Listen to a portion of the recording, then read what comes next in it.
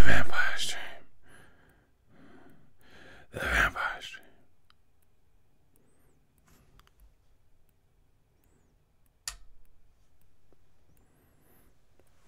The Vampire.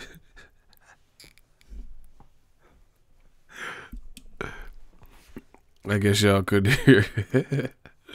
Y'all couldn't hear it. The Vampire Stream. Oh shit. The Vampire Stream.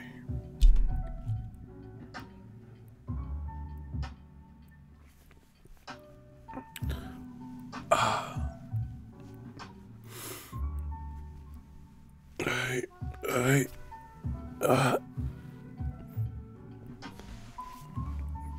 They say we clean up here. Look at the blend. Look at the blend game. I don't use no Beijing, all that, bro. The Vampire Stream. Listen, let's jump into it. New media. We in that ass on the Vampire Stream. Pause. Oh my gosh, we destroying these dudes. I just want y'all to see it. So, let's talk about it. I got a video. Motherfuckers, they were hitting the thumb down. I don't know what y'all think that's doing. As long as these Google paychecks keep coming, y'all enjoy that. But anyway, the video is about Deontay Wilder. I talked about this in the previous live stream. Deontay Wilder, he made a guest appearance in the middle of the March Madness Final Four, a particular game. That particular game was a nail biter. That particular game was the second highest rated program for that particular week. And it averaged 13.77 million viewers. I don't even know what the peak was, but that was the average. So I talked about this. They had your boy Wilder. They had him in the, like during the intermission or halftime. They had Wilder speaking, talking basketball. They asked him about fighting Joshua, things like that. So that was an ingenious plot from Premier Boxing Champions. From what I heard, Steven Espinoza, he reached out to whoever he needed to, the parent company, and they facilitated that.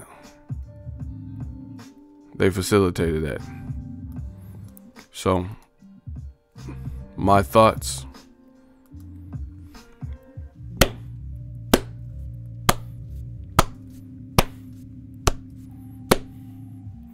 You know when it's summer and there's a fine female walking by, she got legs for days, she got hips, the weather is beautiful, you might be in California, so there's palm trees, not too hot, not too cold, she's walking by, she got the little bob, little strut,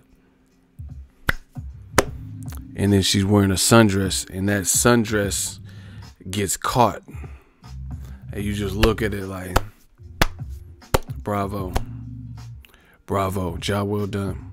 That's how I'm looking at this move by Premier Boxing Champs. Like when you see a hottie walk by, shawty walk by with that sundress on, all you can do is clap.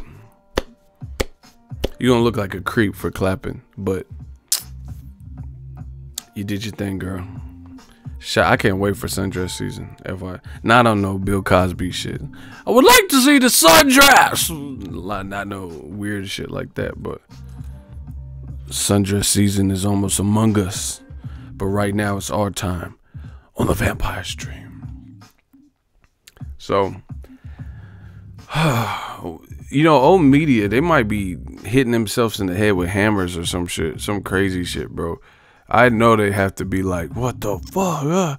Like, I feel like it's so flagrant. I feel like it's so flagrant and it's happening more and more and more. It's like they can't win for losing. Like everything old media is putting out there and saying it's like blowing up in their face in a major way, and to the point where it's like the world gets to see it.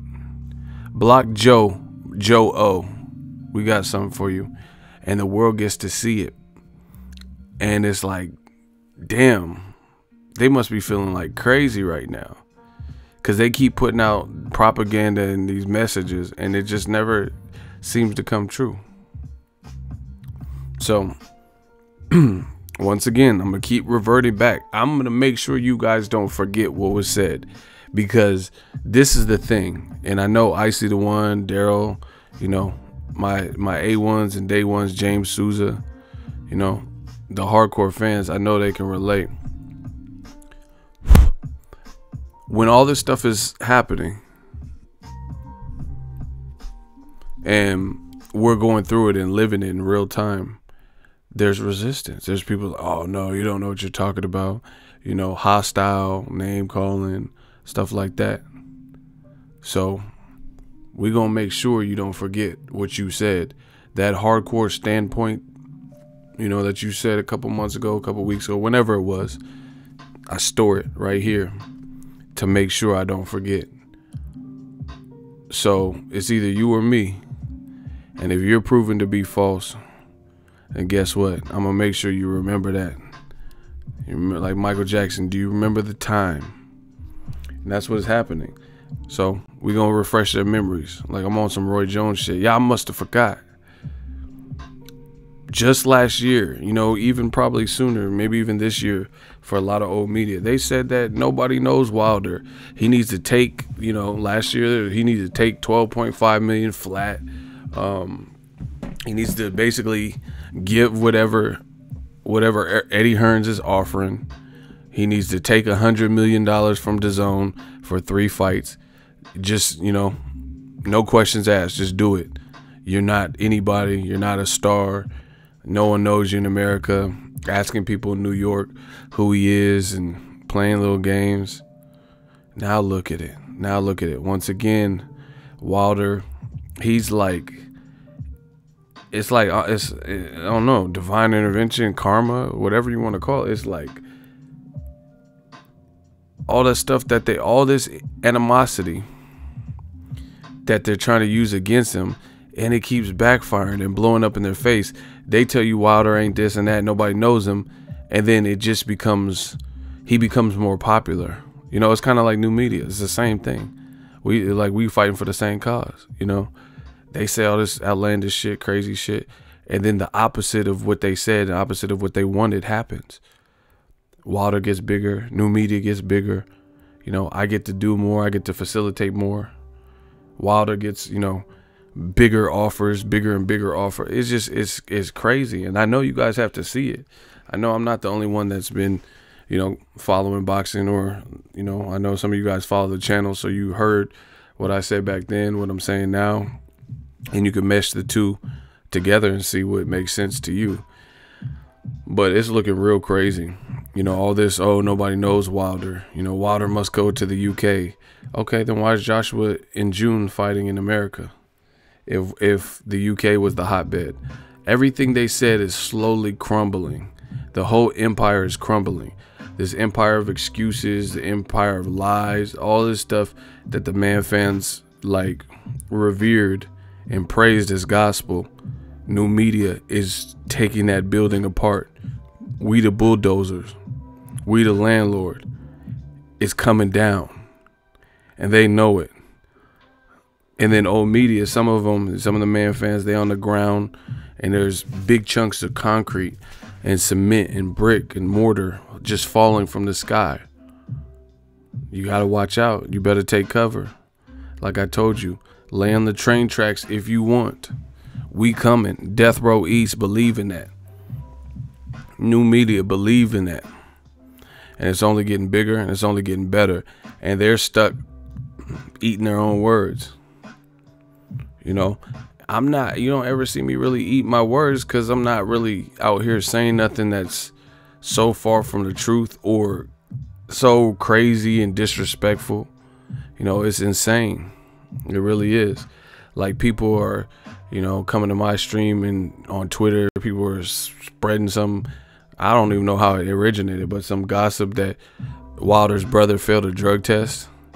But how come no major ESPN, nobody picked up the story, and then that happened? It hasn't been like, it's not like it's been the busiest boxing week, so that would be a pretty big story for boxing.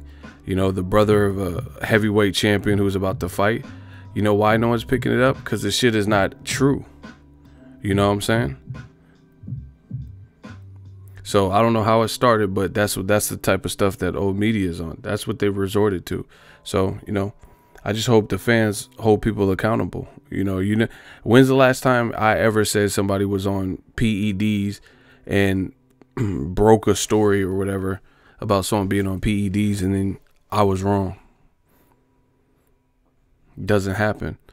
And then even if it wasn't my story, I still wouldn't be wrong, because I always, if it's not my info, you know what I'm saying, I would tell you where the information first came from, and it would be a credible source. It's not going to be like some, you know, source we never heard of. So if, you know, if I quoted ESPN because they're a credible source and relied on, you know, they said they had the VADA test and then come to find out that wasn't true, then, you know, that'll be because of a kind of a fudge up with a credible source. You know, and meanwhile, while people are saying that Wilder's brother failed a drug test out of nowhere, making this up, TJ Dillashaw literally failed a drug test. It was reported. It's a drug they said it's injectable. You know, that's how it gets in your system. So it's deliberate. So they gave him the max punishment, which is 2 years. And then the New York State Athletic Commission gave him a year to run concurrent. So basically, he got a 2-year ban from UFC. So it's just funny how old media does this. You know, TJ Dillashaw, he spars with Lomachenko, you know, so people in boxing know him. He beat Cody Garbrandt. All these wins are in question now. You know, he was talking trash to Gervonta Tank Davis. Yeah, he moved down to weight and got whooped in like 40 seconds. But once again, this is what they're not talking about.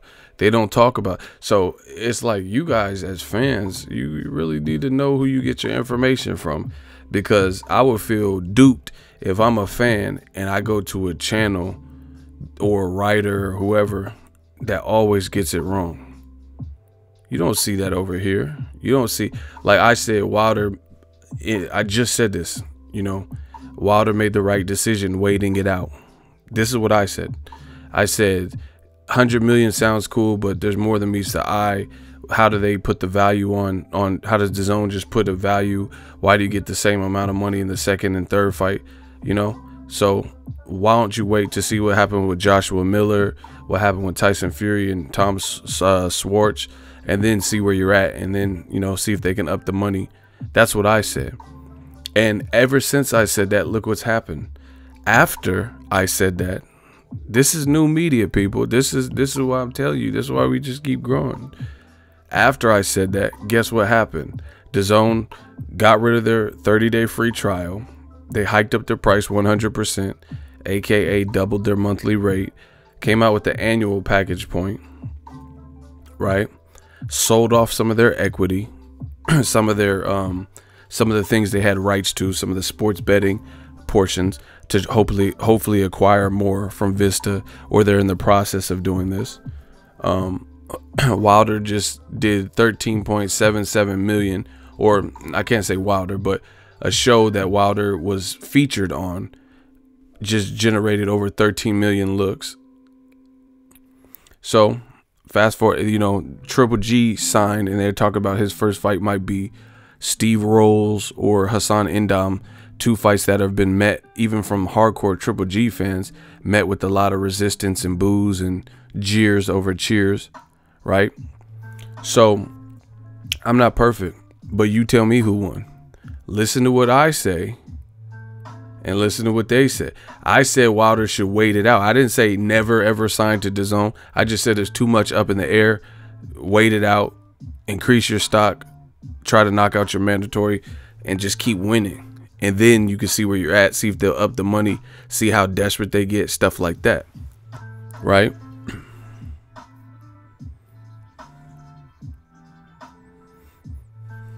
Do you get what I'm saying?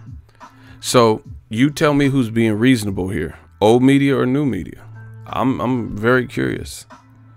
Who's being reasonable? Listen to what I said and tell me that's not reasonable, knowing what you know now. And again, the great thing about it is I could stand on my own too. I don't need nobody. I don't care if it's popular. I'll be on that front line.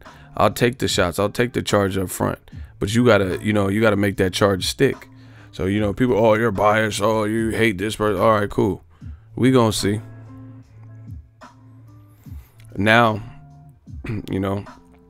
this is why I get to live my life like a prophet, because I say this shit when it's not popular.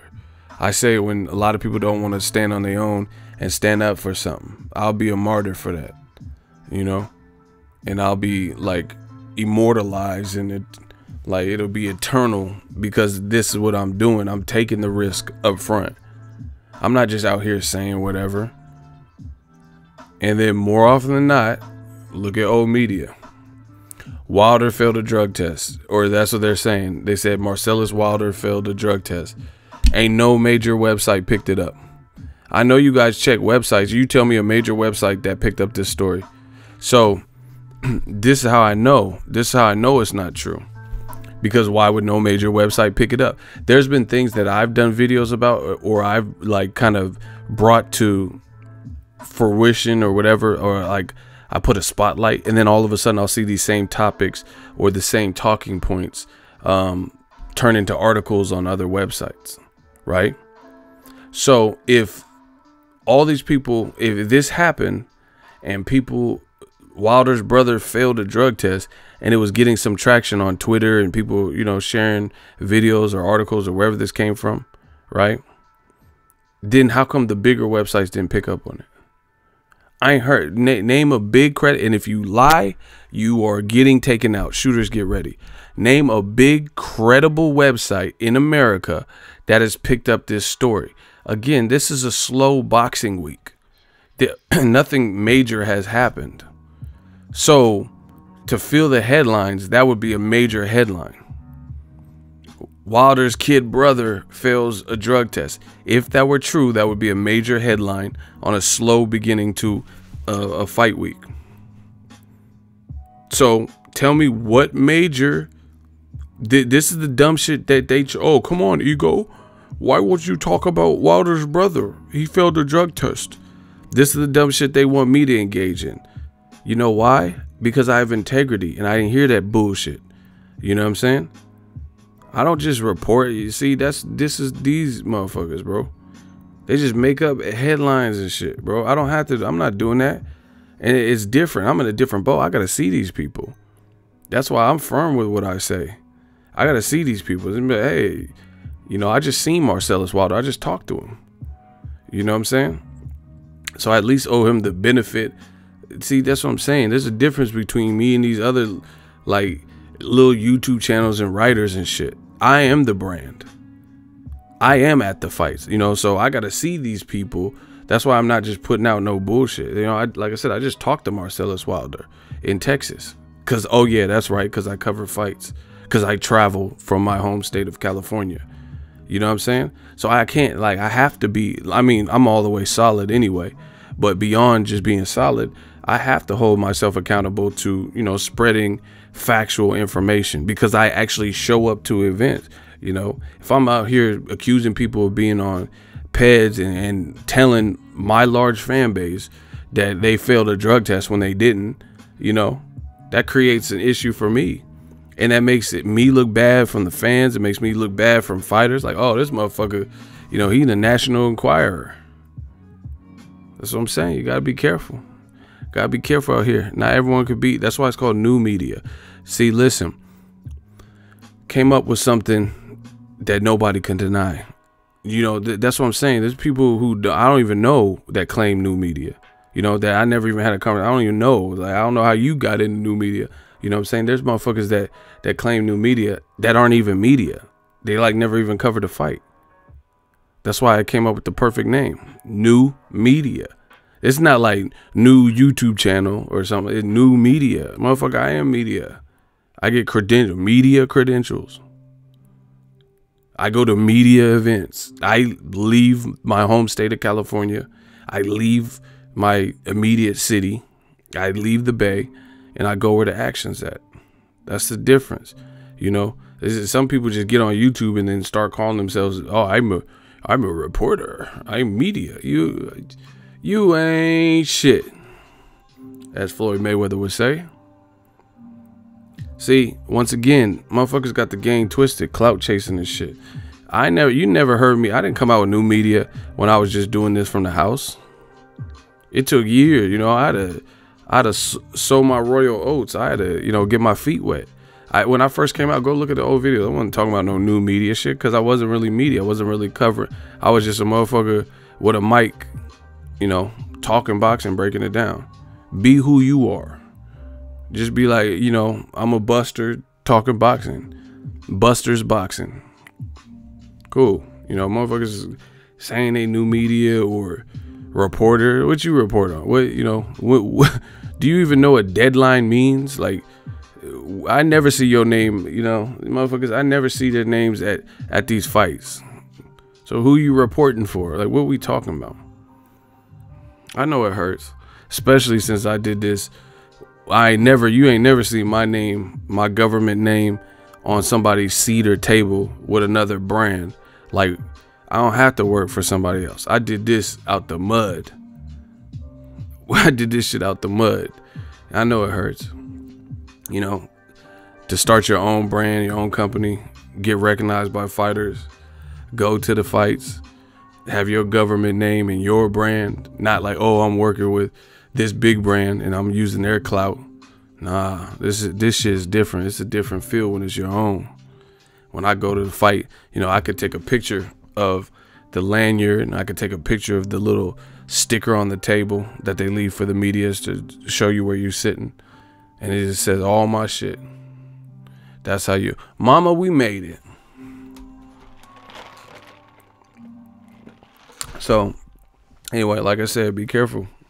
Y'all like to get information from whatever. And like I said, people have agendas. People making up, like, you making up somebody failing a drug test based on God knows what. But then real people are failing drug tests like TJ Dillashaw. You don't hear nothing about that. You know what I'm saying? And motherfuckers be talking about all types of other stuff on these YouTube channels now. Like, you know, Cardi B raping people and stuff like that. So I know, you know, you can't be like, oh, that's because it's UFC. If it was boxing, I would have covered it. No, because motherfuckers be talking about all types of shit. They be talking about, you know, Magic Johnson and Cookie and all types of shit, bro. So, explain this. Yeah, you got 2 years. Crazy. They need to have strict punishments, you know, discourage people from doing it.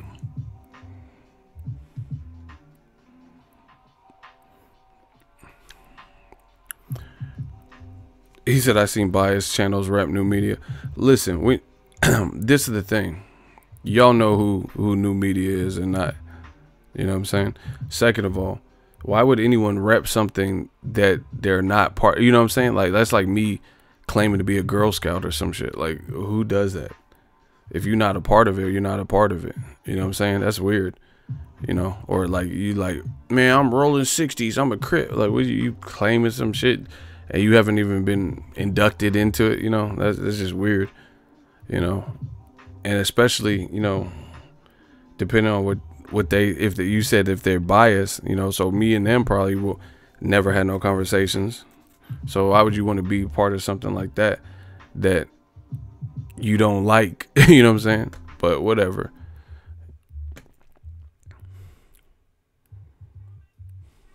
Man, who the fuck is Mac, bro?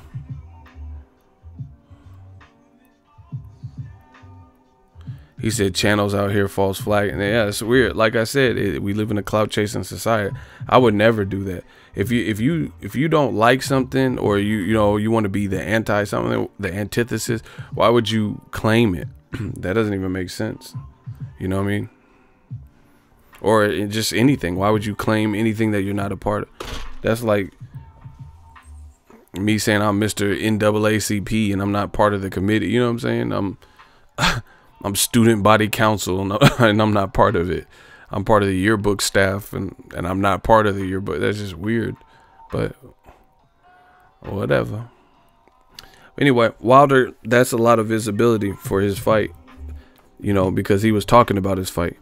13 million people got the opportunity to hear, you know, for a couple moments about Wilder.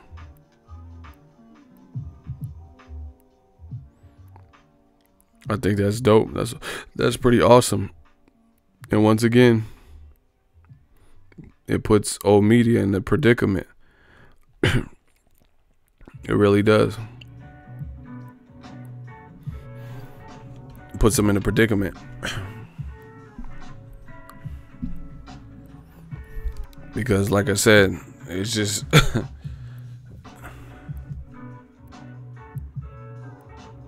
ooh, King Corleone's on you. I see what's going on. Bro, we got to get out of this, like, this, what is this person's salary business? What the fuck part of the game is it, man? Like, I get it. Sometimes we need to know salaries, or, you know, we want to have a little dialogue about how much is too much and all that. But y'all miss me with that. That's some new age shit. Like, I feel like new age boxing fans. Like, who cares what they're getting? They're making more money than you and me. Put it that way. They're living comfortable. They're not living paycheck to pay. Who gives a fuck? Like, I don't understand. Like, this is, we live in a real life pocket. I don't know if it's from like Black Youngster and Soldier Boy. Like, you know, that, because, you know, sometimes Black Youngster would be like whore and then having money. Oh, you know, and stacks of money. Soldier Boy talking about he made the biggest comeback, Big Draco, and look at these chains. You know, but people utilize other people's money like this means something. Like, what part of the game is that? Like, y'all miss me with that, where it's like constantly, oh, how much is Joshua getting? How much is, who cares? Like, really, what you gonna do with it? What you gonna do with Wilder money? Like, I'm just curious. Y'all, like, see this, bro, I can't fuck with this new generation of men like that. Like, pause.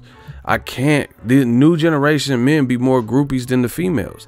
This new generation of men be like gold diggers. I ain't never seen a man that's a gold digger, bro, to another man. Like, at that. It'd be one thing if you was like macking a bitch and getting her to buy you an Xbox or Jordan stuff. We got gold digging dudes. What part of the game is this, bro? Men who are gold diggers towards other men. I don't fuck with nobody that don't make 6 figures. Like, what? Did you just snap and say you don't fuck with no fighters unless they making 6 figures? Like, this shit is loony. You know, AJ did it too. Like, he said something like, oh, how much is Wilder getting for Fury? How much? Why you care? You be in Dubai with 18 dudes chilling, making your own money. Like, why do you care how much money he's getting for Fury? That's not your event. You know, this is really weird. It's like off-putting. It's scary. It's like, it's making me have fears for the future. You know, dudes researching other dudes' net worth, and, you know, even the people that come to hate on me. The dudes that come in here, oh, get a job. Why are you worried about it? Does it look like I'm left off bad and bougie? Listen, I'm a grown ass man. You don't think if I needed a job, I would get one? Like, this is my job, motherfucker. Like, so if this wasn't cutting it, you don't think I would be working? I've worked my whole life.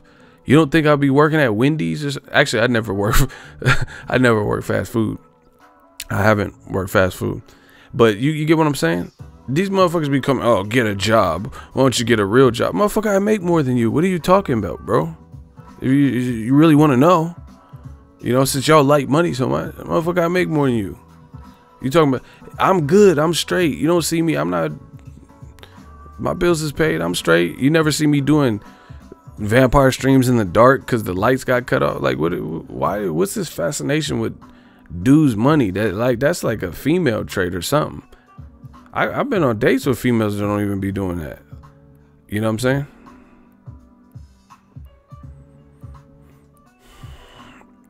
No, he said I come to a box. See, now he's trying to ask for sympathy. We don't have sympathy anymore. We gave that up for Lent. We gave sympathy up for Lent. Ain't no sympathy over here.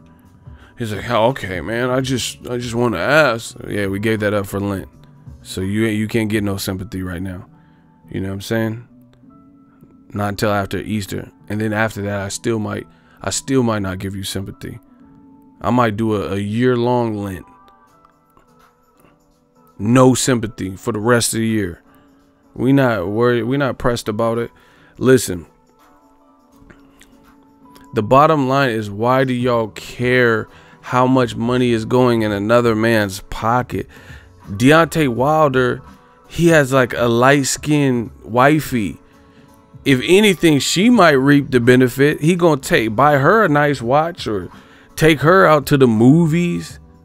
You know, you remember that song Banks? Let me take you to the movie, shorty. You know, he gonna take her to the movies. He not taking you and your friends to go see Jordan Peele's Us. He taking his girl to the movies. Why you care? I just don't understand what it has to do. Listen, I do ego purses, you know, for fight weeks or whenever the information comes out. Cool. But Wilder's not fighting until mid-May, and you're wondering right now how much money he making. Why? You about to rob him? Like, what's good? That motherfucker got a rocket launcher, and his right hand's like a rocket launcher. What you need to know this for? I don't understand, bro. We have men who are gold diggers, and I just can't understand it.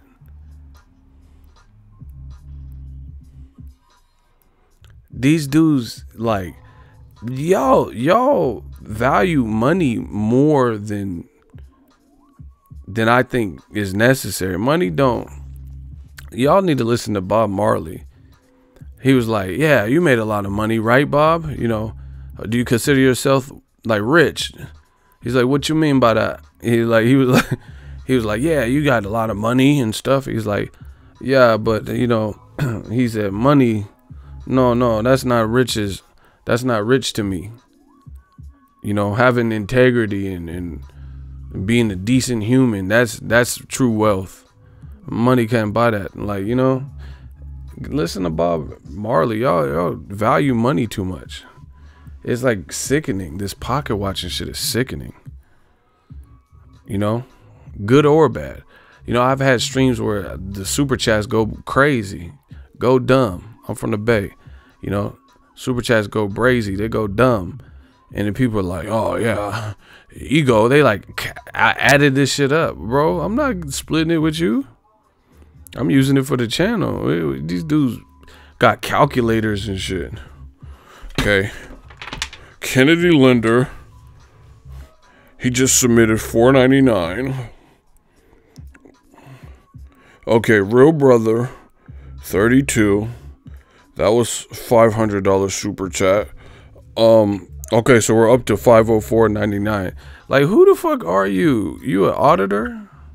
Oh, okay, there's another $1.99. We're up to $506.90. $5. It was $5.11. Like, this is how these motherfuckers do, bro. It's real weird. Like, bro, y'all need some money? Y'all good? Y'all straight? Like, I don't even give a fuck about money. I don't know. You know, maybe I gotta be on some Robin Hood shit or whatever. You know, okay, that's $7. Like, this is like, you know, those fundraising like telethons and shit, and like money just keep coming in. Okay, we almost reached our goal. $518.98. Come on. Okay, another $190. Like, these motherfuckers be pressed about it, bro. They like really be tallying this shit. I don't even do that. That's why I know it's crazy. I don't know how much. Like, I couldn't tell you how much super chats I did today or yesterday. And then watch a motherfucker come out. Oh, today you did $72.97. Just thought you should know. That's $72.97.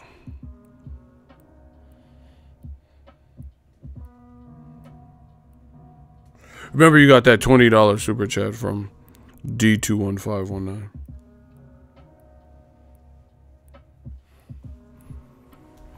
Like, it's crazy. And then now you're doing it with fighters. Like, God damn it, how much did Al Hammond give Broner? Who cares? Y'all sound like scrippers or something. They might care how much money Broner got at the strip club. But this shit, y'all strippers? Is that what this is?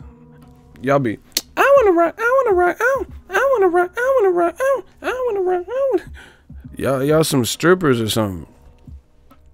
Like, leave that to the ladies. Go digging at men, caring about how. So, Wilder, take the goddamn money. When has Wilder made $12.5 million?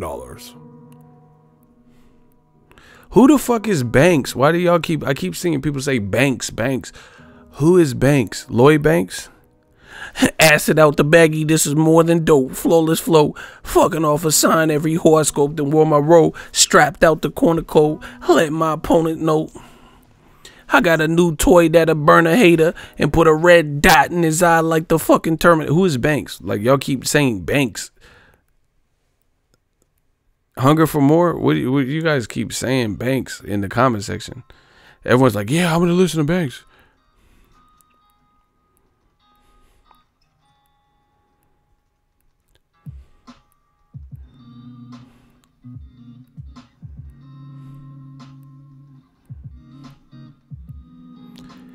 Hey, Banks, that man Banks said, he said to beat me, take more than guts. He need a heart of a tiger. You know, he said, what did he say? Banks used to be snapping, bro. He was snapping. Banks said, to beat me, you need more than guts. You need the eye of the tiger, heart of the lion, and King Kong's nuts. That man said, to beat me, it take more than guts. You need the eye of the tiger, heart of a lion, and King Kong's nuts. That take me to the moon. His name is Bangs. Like, she bangs, His name is Bangs. Y'all keep saying Banks. From the joke I said earlier. Cool. His name is not Banks. It's Bangs. That little Michael Blackson looking dude. Yeah, his name is Bangs with the G. They always throw me off with the Banks. I'm going to listen to Banks. I'm like, I just keep thinking Lloyd Banks. Let me take it to the movie, shawty. Hey, he was wilding with that. Them old Sega Genesis graphics in the video. Hey, he's like, hey girl, I bought you a ticket to the movie. Let me take it to the movie, shawty. Alexis, thank you for spelling it out. Let me take you to the movie. That's how you pocket watchers sound. Like Bangs. Like, how much money does Deontay Wilder have? Let me take you to the movie, shawty. What? Yeah, I don't get this clout chasing pocket. Like, this shit is like almost to the point where it's like almost fashionable. Like, people treat clout chasing, snitching, and pocket watching like it's the thing to do. I didn't know, man. I think I should have been in another generation or something. They're like, snitching is cool, pocket watching is cool, you know, men being groupies to other men, you know, like females is cool, jealousy from men is cool, you know, like guys like being catty with other guys and shit. You know, a buff ass dude comes in and y'all look at his sandals. He thinks women actually want him. Like, damn, you sizing up a dude, bro? What? Okay. You know, these dudes be like gold diggers. This new generation, they like gold diggers. How much money is Wilder getting for this one? How much does Showtime pay him? Please let me know. How much does Steven Espinoza cough up for Wilder for this? Because he already turned down $100 million. Like, what? Why do you give a fuck? Like, real talk, blood. Like, blood. Like, real talk. Why do y'all care. Like I don't know. As a boxing fan, I'm trying to see if Wilder gonna do the Mortal Kombat cheat code on Dominic Brazil. Like that's where my head's at. I want to see, you know, does he fight emotional and it pays off? Does he fight emotional and Dominic Brazil has some success? You know what I'm saying? And y'all is talking about how much money is he gonna make and stuff. I'm mad that voice sounded like just like pocket watching ass man fans ego. That's the only voice you can have. You only have, it's like Teddy Ruxpin or something. You only can say 5 things. You have to have that one voice. You can't, you know, you can't have no Denzel gangsta ass voice, you know. Can you imagine Denzel pocket watching? Yeah, okay. Deontay the Bronze Bomber Wilder versus Luis Ortiz, huh? Yeah, it's a pretty nice fight. How much they paying him though? Yeah, you heard me. How much? But yeah, how much money he getting? Yeah, fuck the fight, King Kong. I just want to know how much money Deontay Wilder is getting to fight that guy right over there, huh? Yeah, this is a good, you know, what the fuck? See, Denzel's an alpha male. He wouldn't be worried because he gets his own money. Y'all got to get a job. Y'all need to start mowing some lawns. I could hook you up with some people. If you want to mow some lawns, wash some cars, detail them, you know, I know some people that might need something like that. You sweep around the barbershop, you know, y'all need to get some money because the way you invest in other people's money and study it and watch it and, oh yeah, man, ego, he's homeless. Motherfucker, does it look like how are you going to even call me homeless, bro? And I'm traveling to fights. What the fuck? See, I'm about to break my computer, bro. I'm really about to break my computer because the level of stupidity is just off the charts. You know, oh yeah, ego's fucking homeless. He's so broke. I'm traveling to fights though.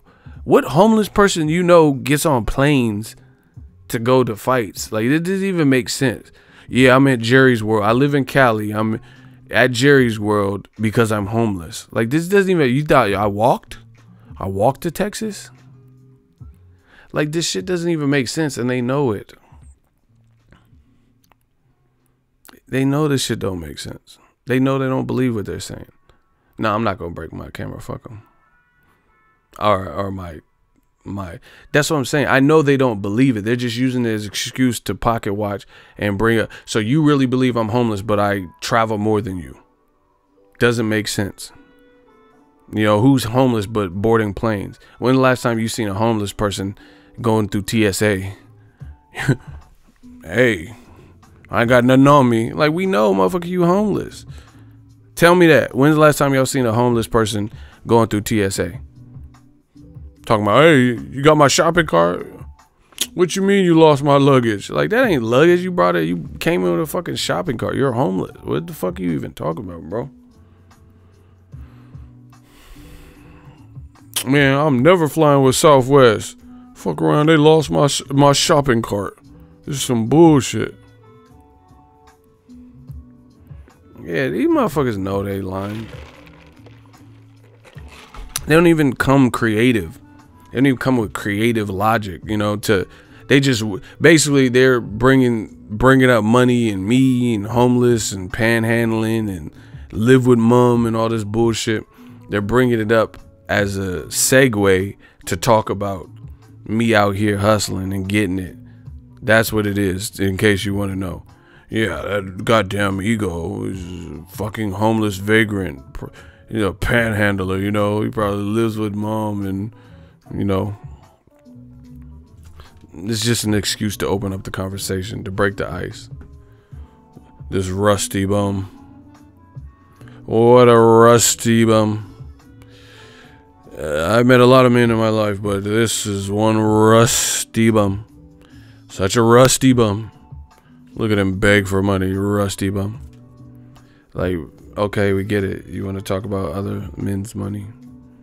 Damn, King Corleone wasn't feeling dude. See, y'all gotta leave my shooters alone. They will clap you. My shooters really be with the shit.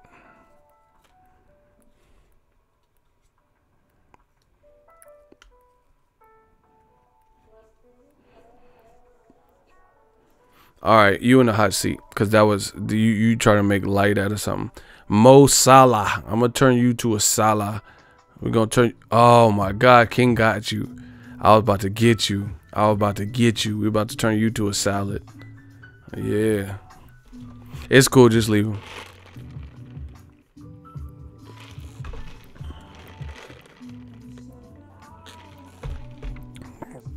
Me and Candy Linder been telling y'all half this shit.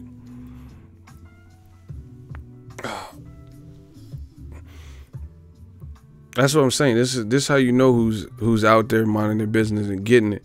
Cause old media be worried about everybody else's business and channel but their own. It's just insane. But like I said, you see in the title, Wilder was this was brilliant by CBS. Brilliant. CBS is the parent company of Showtime, and they put Wilder in the homes of 13 million people. You know what I'm saying? Brilliant. You know, to arrange that. See, that takes a level of planning. That takes planning to set it up, make sure Wilder's there, shit like that. So that takes some planning. There's some planning involved there, and it's smart. See, this is the thing I keep saying. People get mad and all that type of stuff.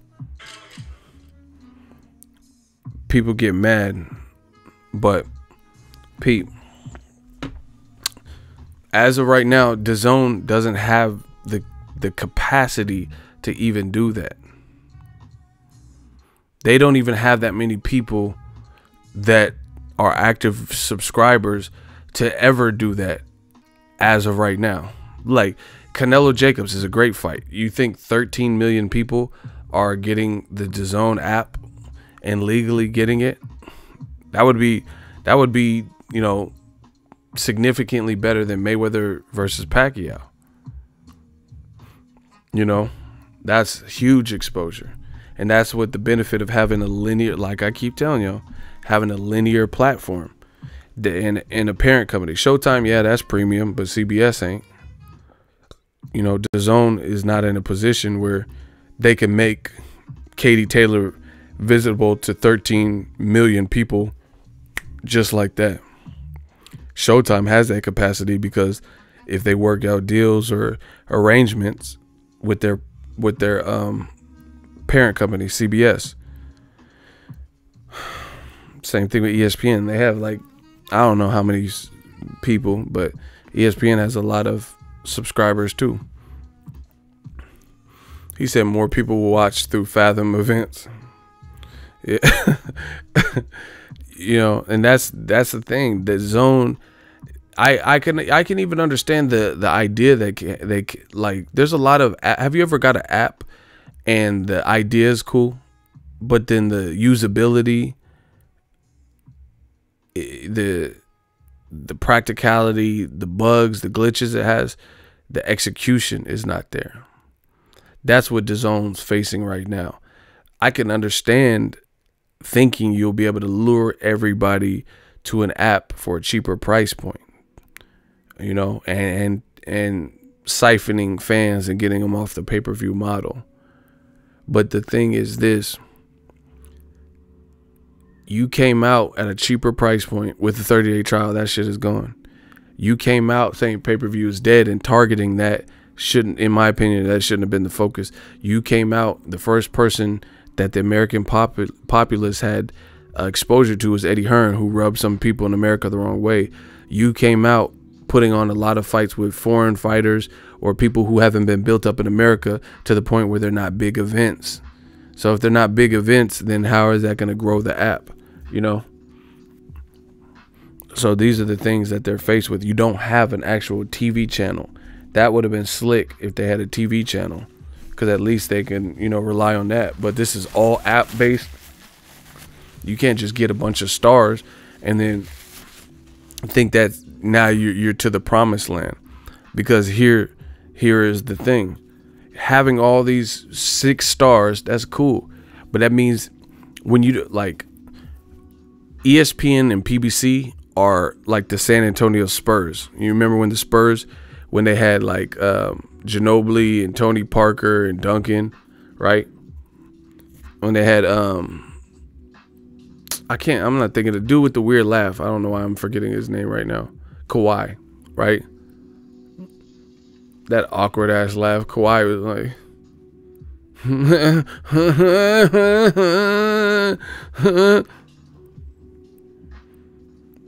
that was a weird ass laugh. Like, bro, that motherfucker sound afflicted. He's like,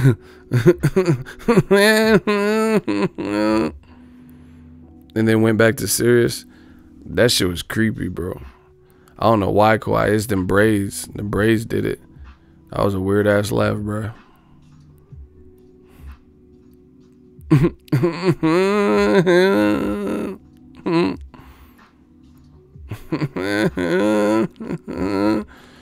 Like, are you a ventriloquist, my dude? What the fuck was that?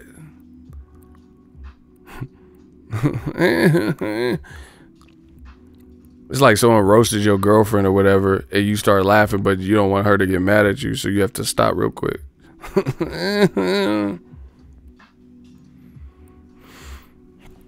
Anyway,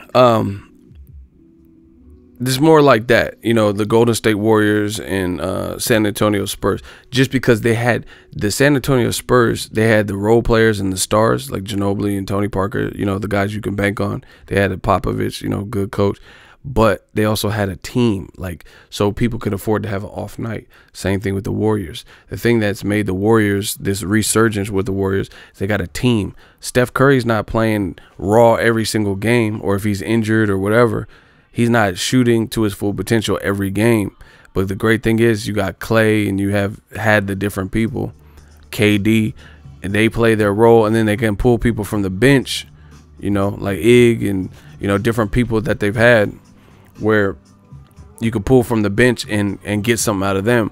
When you don't have a deep bench like DAZN and you're relying on your startings, then everybody got to pull their fucking weight, at least early.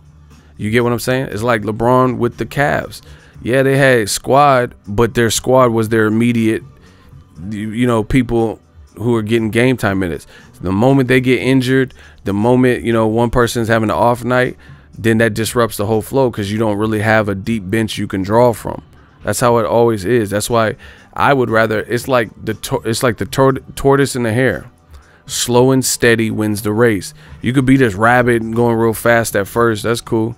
But, you know, a steady pace is, you'll get over to the finish line, as opposed to someone who burns themselves out trying to go too fast early and shit and think they have more time than they have. That's DAZN. That's why it's always better to have a well-balanced roster. You relying on 6 people, you know, a starting 6 to do everything.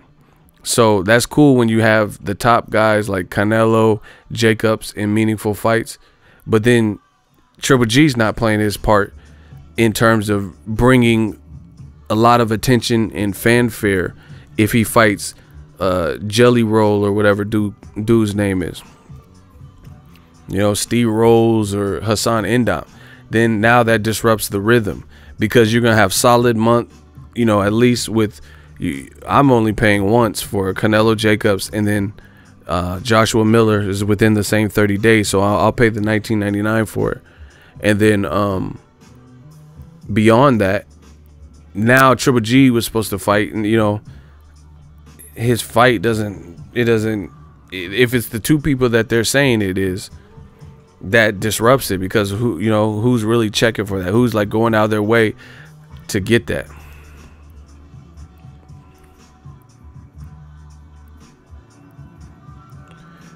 Block Rude Boy.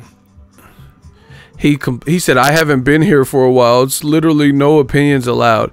Enjoy the Boar Fest. Yeah, you enjoy what's coming next. Hey, shooters, get Rude Boy. Rude Boy. Watch and see, just so you know, like clockwork, watch somebody come back within a couple of minutes talking just like him, because it is him, and he's so bored he gonna come back. You know, it's like clockwork. Your channel sucks, dude. Dear Ego, I wrote you, but you still ain't calling. I wrote my cell pager and my home phone at the bottom. I sent 2 letters in autumn. You must not have got them.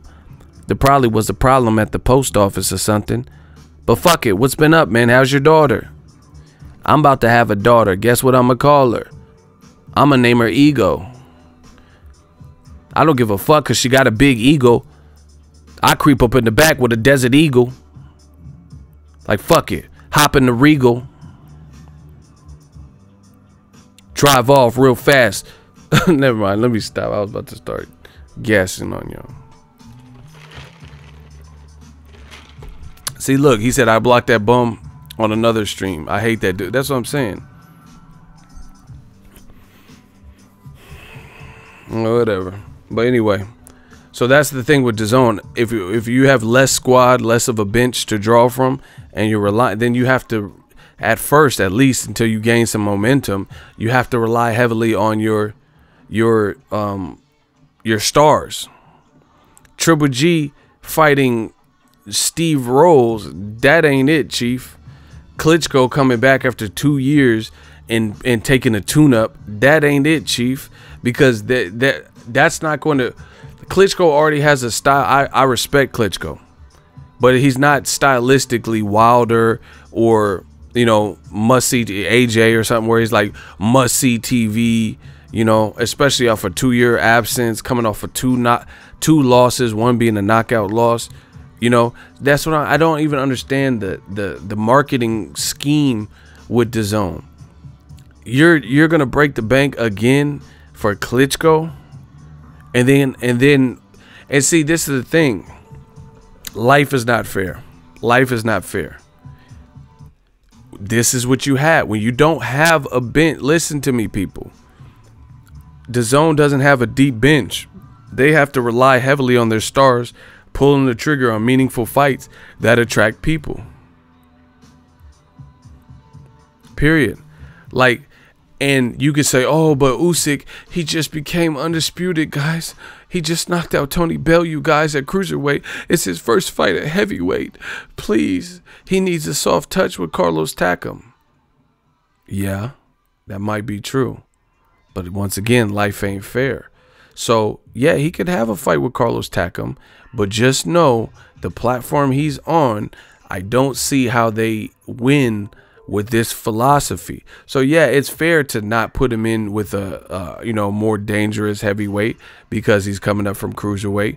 But once again, how are you going to sustain and facilitate these things if your fights aren't attracting the biggest crowds this year for boxing?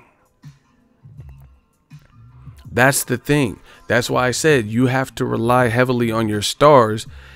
Unless you had like a balanced roster, you know, somebody has to foot the bill, you know. So, you know, to me, I don't understand it. Like, okay, yeah, let Usyk fight Takam. That's not a big America fight. Where they're fighting in Maryland? What's the basis? What's going on in Maryland where you think that's going to be a massive fight? I just don't. I don't know. I don't know enough. I've never been to Maryland, so maybe you guys know. I just don't even understand how that, like, is that a known location where Usyk is like, has the highest success rate, you know? Is that just they have a good venue and it's cheap to get it? Like, I don't know. I don't understand what type of crowd are you expecting there, you know? I really don't know.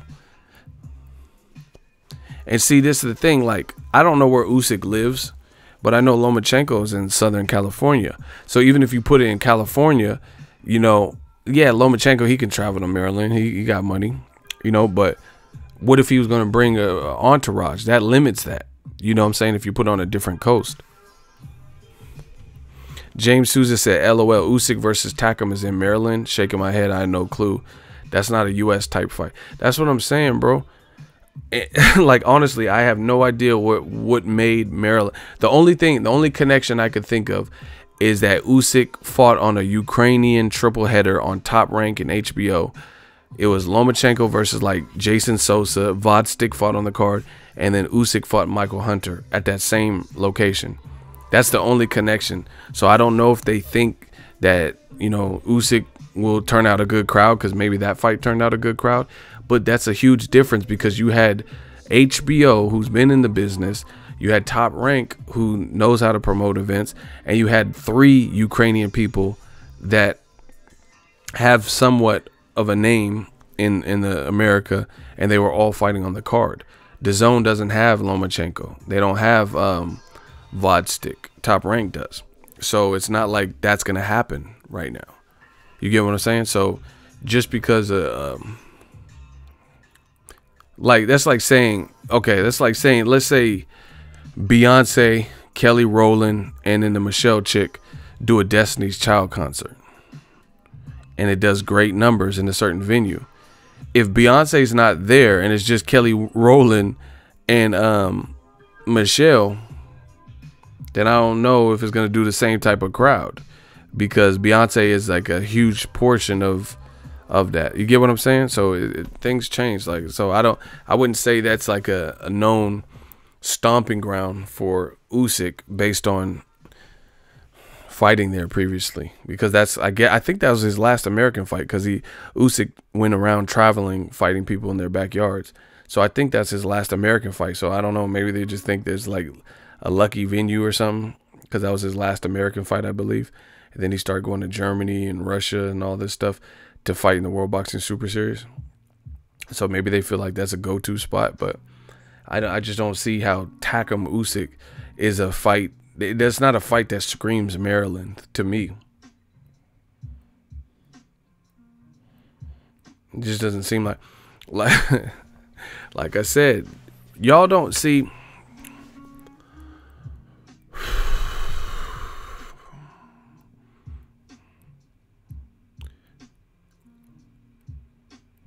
Block Hayden Panettiere. You're named after Klitschko's wife, and you talking about fuck the Warriors. Block Hayden Panettiere. Bow, got him. Here's my thing. Top Rank and PBC. See, this is the thing. This is the thing, people. Sometimes things in life, you just accept it, and it's like a regular, and you don't really notice it because it's just something you come to expect. You're accustomed to it. You get me? So until you see the contrast, sometimes people don't respect it. Like, let's say my channel, when I go to cover fights, when I do my live streams, you know, minus a couple of technical difficulties where there's no mic at all or something like that, the audio sounds audible, sounds loud, it sounds pretty crisp, right? There's a certain echelon of quality that you come to expect, and you don't think nothing of it until you go to another YouTube channel and their audio sounds crazy, their audio sounds like shit, you know, their picture quality is horrible. You get what I'm saying? So there's things that we take for granted, so to speak. Like, even, I'm not even trying to sound like cocky, but like even my voice, you know, I've been told several times, like, oh, you got a voice, you can do voiceover work and radio and stuff like that. And then when you hear one of these screech sounding motherfuckers talk boxing, zoinks, ah, you know, their voice sound crazy. Their voice sound crazy on the thing. So you don't really notice these things. Sometimes you take it for granted. That's how it is with Top Rank and PBC. They have a certain system. And then when fights are announced, you just think of the fight. You know, you're not really thinking about, but you're not thinking of the strategy. You get what I'm saying? You're not thinking of the strategy. Like putting Wilder on CBS and 13 million plus people seen it. That was a strategy. Putting Errol Spence versus Leonard Bundu immediately after the Rio Olympics, and he knocked out Bundu horrifically. Guess what? That was a strategy. So that's what I'm saying. But all these quote unquote strategies, they were ideas and visualizations that people had to realize and make come true. You know, they had a thought like, oh, this would be good to put Wilder here. This is this and this is that. That type of thing, right? So until you see the contrast of it, you don't always put it in perspective. You just accept it. You know, Wilder's fighting Brazil at the Barclays. You get what I'm saying? See, the same dude came back. came back. Told you. What I tell you, like, I could tell by how they talk that it's the same dude. So he said it's so boring that he had to come back under an alias. Okay. Anyway, the thing with DAZN, like I keep saying, is I get to see, because I'm seeing the matchups and the locations that they're making. Some of them don't make sense to me, and it makes you appreciate the location scouting and the matchmaking of PBC and Top Rank, because they seem to make a whole lot more sense. I went over this before, and I still feel the same way. Jose Ramirez sells out. He's from the Fresno area. They have a place called Save Mart. It's a nice venue. I've been there. It holds 15,000 plus. It's nice. They put Jose Ramirez, not like he was fighting huge names, but they put it there because they know people are going to come out. It makes sense. There's a card the day before Canelo Jacobs with one of a friend of the channel, Gabe Flores Jr., and it's in Stockton. He's from Stockton. So Top Rank putting that card on Stockton with better beef, it makes sense. It makes sense to put out there. You have a Stockton fighter who has a fan base, a very nice venue out there in Stockton. Makes sense. When PBC's putting Danny Garcia, Zab Judah, that set one of the Barclay records for boxing. A Philly fighter versus a Brooklyn, New York fighter when the venue was new. That makes sense. But Usyk versus Takam in Maryland, I don't see the same sense-making skill. I don't see the same vision, if you will. Unless there's some, I've never been to Maryland, but from what I know of that area, Julian J. Rock Williams is fighting against Swift Jared Hurd in May, the same month as Usyk Takam, in Fairfax, Virginia, which is a short distance from where Jared Hurd is from, Maryland. That makes sense to me. And it's actually, a fight I'm more looking forward to. Broner fought Granados, and I remember I went to Cincinnati. That makes sense. He said black versus Puerto Rican in Brooklyn is genius. That's what I'm saying. Plus Philly versus, New York type battle. But some of these DAZN cards, it's just like, it's like either they're competing with a bigger fight on the same fight week and then putting it in a crazy location, or putting it in a situation where it's clearly going to get overshadowed, outshined, and, it's not going to have the spotlight for that particular fight week. Or they're putting in crazy locations, or maybe it's a combination of both. So I just don't get it. Even like, look at Triple G. They're talking about Texas wanted Triple G at the Alamo Dome, and they can scale up Texas to 35,000 plus seats. That's what the Alamo Dome said. They can make their combinations. They said if DAZN wants to fight and they can put it, whatever they put together will be good enough for us. We would love to have Triple G because it's quote unquote Mexican style. They're talking about Triple G fighting in New York. I get it. He made noise in New York, but who he's talking about fighting, that's not a New York type of fight. Lemieux and Jacobs. Lemieux was just a new champion, and some people have seen his work, and Jacobs is from New York, so those fights made sense to fight in New York. But fighting Steve Rolls from Canada in New York, Hassan Indam from Cameroon in New York, I just don't get it. I don't see what you think that the New York crowd, they're gonna enjoy those fights and like come out in flocks. So to me, I would have took that Triple G fight to Texas, just because Triple G doesn't fight in Texas all the time. So you might be able to just steal some fans based on, his perceived Mexican style. There's a lot of Mexican American, and just boxing fans in Texas. Plus, they don't always have the opportunity to see him fight. So to me, I would have put that in Texas, especially if you're gonna fight Steve Rolls or whoever. I would have put that in Texas all the way, because at least Like, it's just like when Pacquiao fought Jeff Horn. If Pacquiao would have fought Jeff Horn in Vegas, nobody would go to it because that wasn't that wasn't a desire fight like that at the time.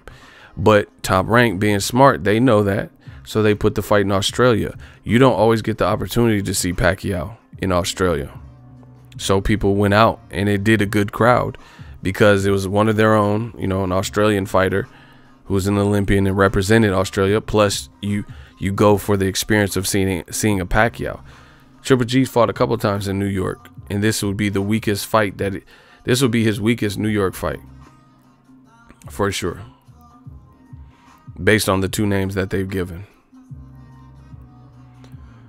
So, with that in mind, I don't even understand. Like, that's what I'm saying. The location scouting seems suspect with DAZN. I really don't see it. Canelo, Liam Smith. Canelo fielding in New York, okay, but still kind of a little bit weird. But it worked out because, again, Canelo don't always fight in New York. But Canelo's drawing power is still better than Triple G's to me.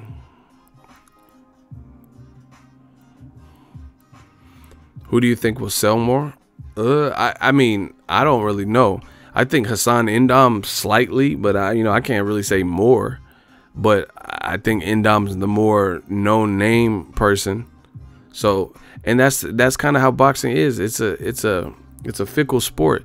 Steve Rolls might be a more difficult fight than Indam. But the thing is, nobody knows it enough to want to give that to even give it a chance. Boxing is a sensitive sport. It's a fragile sport. Jeff Horn gave Pacquiao a hell of a fight and ended up beating him. But still, it was met with resistance because people don't really know who he is. So it's just like, what do you make it? And just because you cherry pick and it turns out to be tougher than expected, that don't mean it was a right fight for boxing. Just like Danny Garcia versus Mauricio Herrera, arguably Herrera won. I thought Herrera beat him, but that don't mean it was the right fight he needed to make for boxing's sake at that time.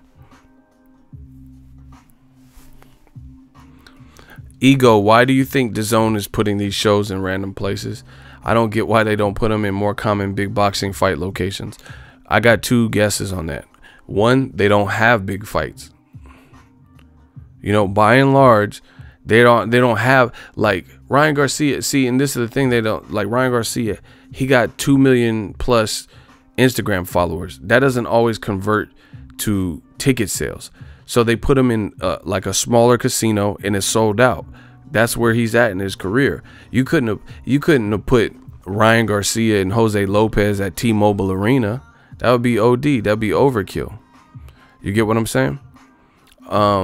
So I think a lot of the fights aren't big enough to facilitate some of the biggest arenas. You would be spending more money on the venue than it is worth, or you would have, you have to comp a lot of tickets and give. If you go too big, you have this big ass space and you don't have a big ass crowd. That's not going to look right. Two, the other thing I was thinking of is Eddie Hearns. He's putting on a lot of these cards. He's not from America, so I don't know if he's well versed with the areas.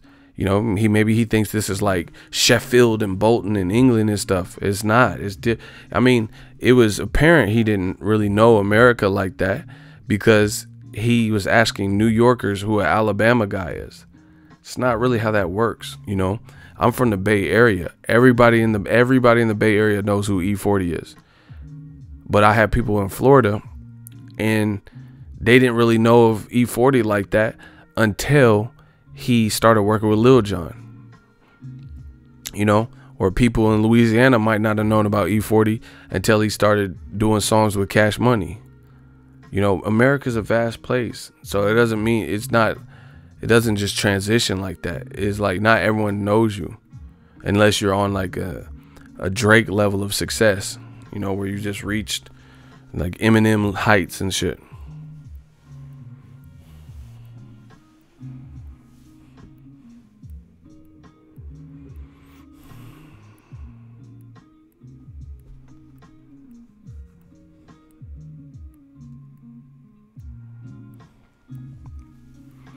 At the moment, AJ Tickets is edging it, but it's close. What are you talking about?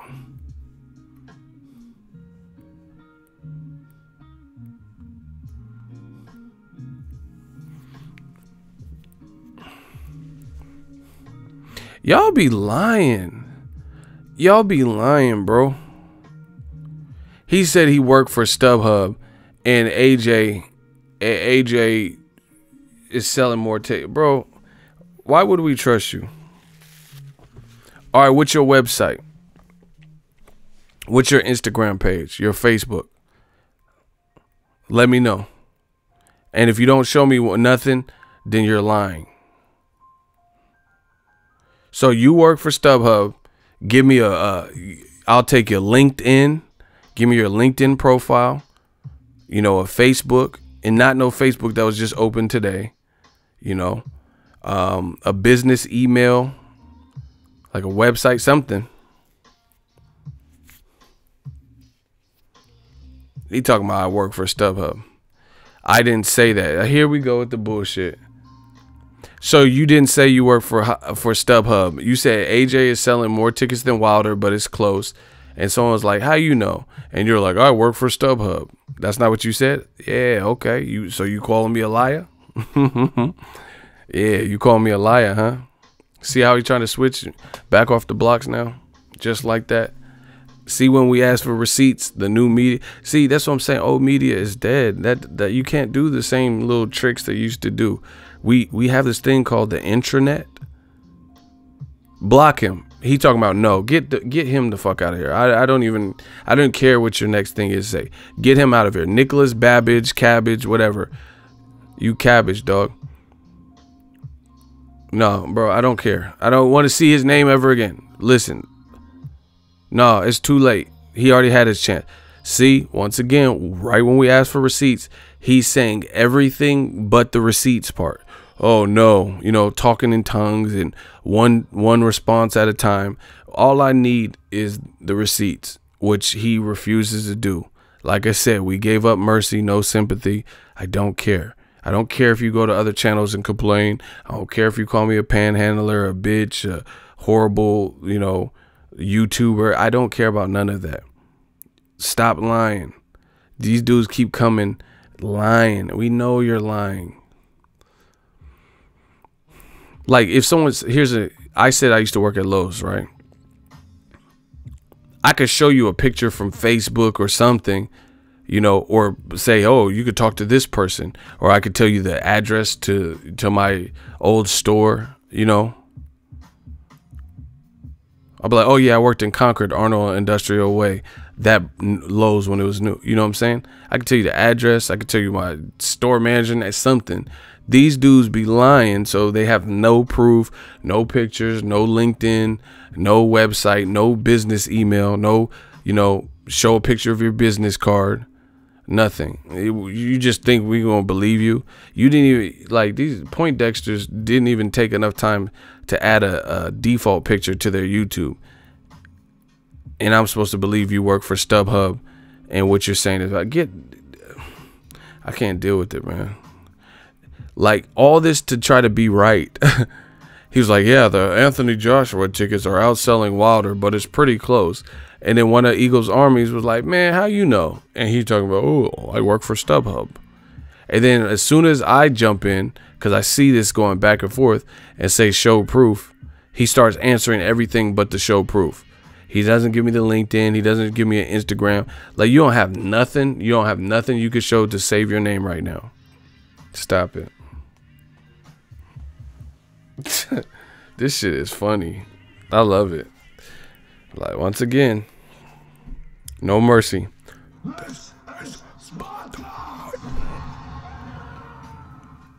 Get these guys out of here. They never had no work. They never have no proof, nothing.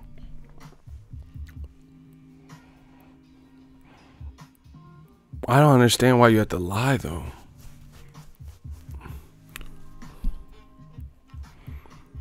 And they don't, they do it like from a first person perspective. I work at StubHub. You could at least be like, oh, I got a friend. You know, you could at least say, like, I got a friend that works at StubHub. He took the responsibility. That's why we have to X him out. He said, for real, though, how don't you have a business email? That's what I'm saying. He said, bro, I'll tell you right now, if I work for StubHub, that shit is going to be on my IG, Twitter, and Facebook with fun pictures added and deals going on and shit. Yeah, and the other thing is this, especially if you worked at StubHub in some form or fashion or capacity, to the point where you know what tickets for 2 different events at 2 different venues are, how much tickets have sold. You have to, that sounds like a pretty good amount of access to have. So you could tell the ticket sales, like how many sales that Madison Square Garden has done for Joshua Miller, and you're also privy to the amount of sales that the tickets have generated or whatever from a Barclays fight. Come on, bro. You know they lying. And then, like I said, if you do, that's how I know it is a lot.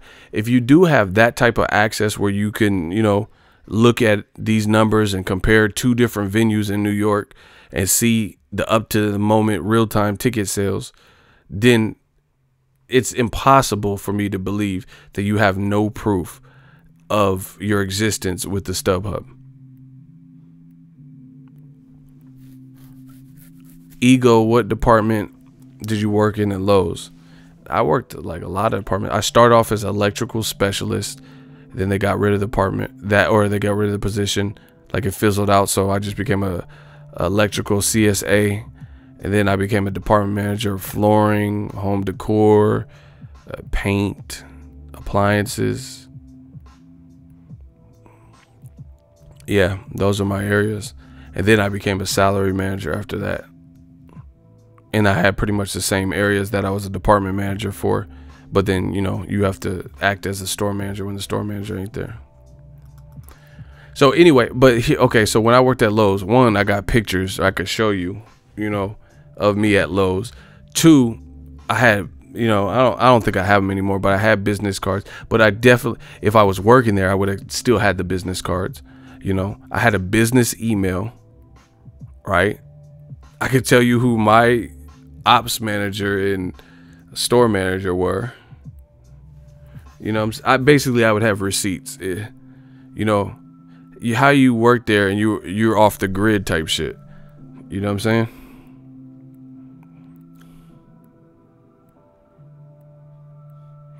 You work for stuff.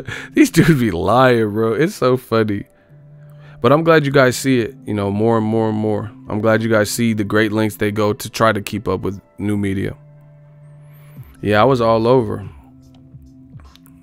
Now I'm all over this boxing shit.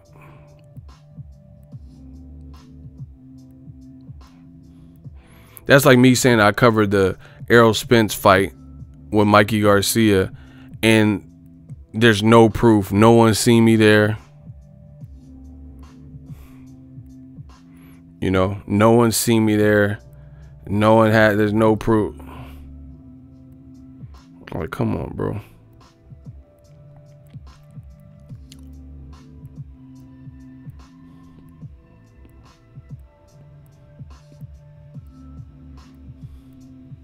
See, look, I got pictures in the Lowe's vest. Look. See? Look, and look how quick I pull up receipts.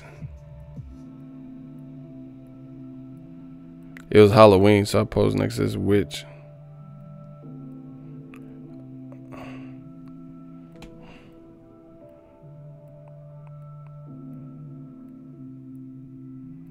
Look, me and the little witch. See, that's me with your bitch right now. Look, Lowe's vest, look. See? I don't lie. I don't gotta lie about this shit, bro. I am who I say I am. Like you know, some motherfucker, I ain't never had a job. I was selling dope. You know, people try to act too cool for their own good and shit, bro. I don't know. I ain't gotta do all that.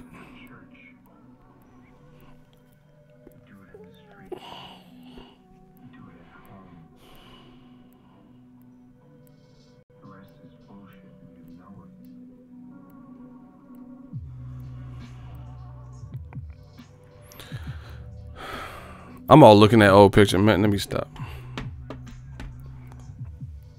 Reminds me of Mike Epps after next Friday. What does? Ego cutting off the ring and closing the distance on old media. Hashtag new media. Shout out to Ricardo. I like that. I like that. But see how quick I was able to pull something up, like just anything. These dudes, I work for Eddie Hearn. Come on, bro. But yeah, this was good visibility. You know what I'm saying? For Wilder, that was some real good visibility. Real good. And once again, old media look crazy. You ain't crazy. You don't want it with the mob, we shady. MOB, money on top of boxing, digital mob. Let's get it. Let's get it. Get it. Mir said every seat in the house damn near available for AJ Miller. What happened to the pre-sale madness? They said the pre-sale. See, this ain't the UK. I'm trying to tell y'all, bro. Like, see, this is how, like, it's almost. Shout out to D Bevel the champ, $5 super chat. Easy work. Listen, people. He said he faded on my off day in Vegas.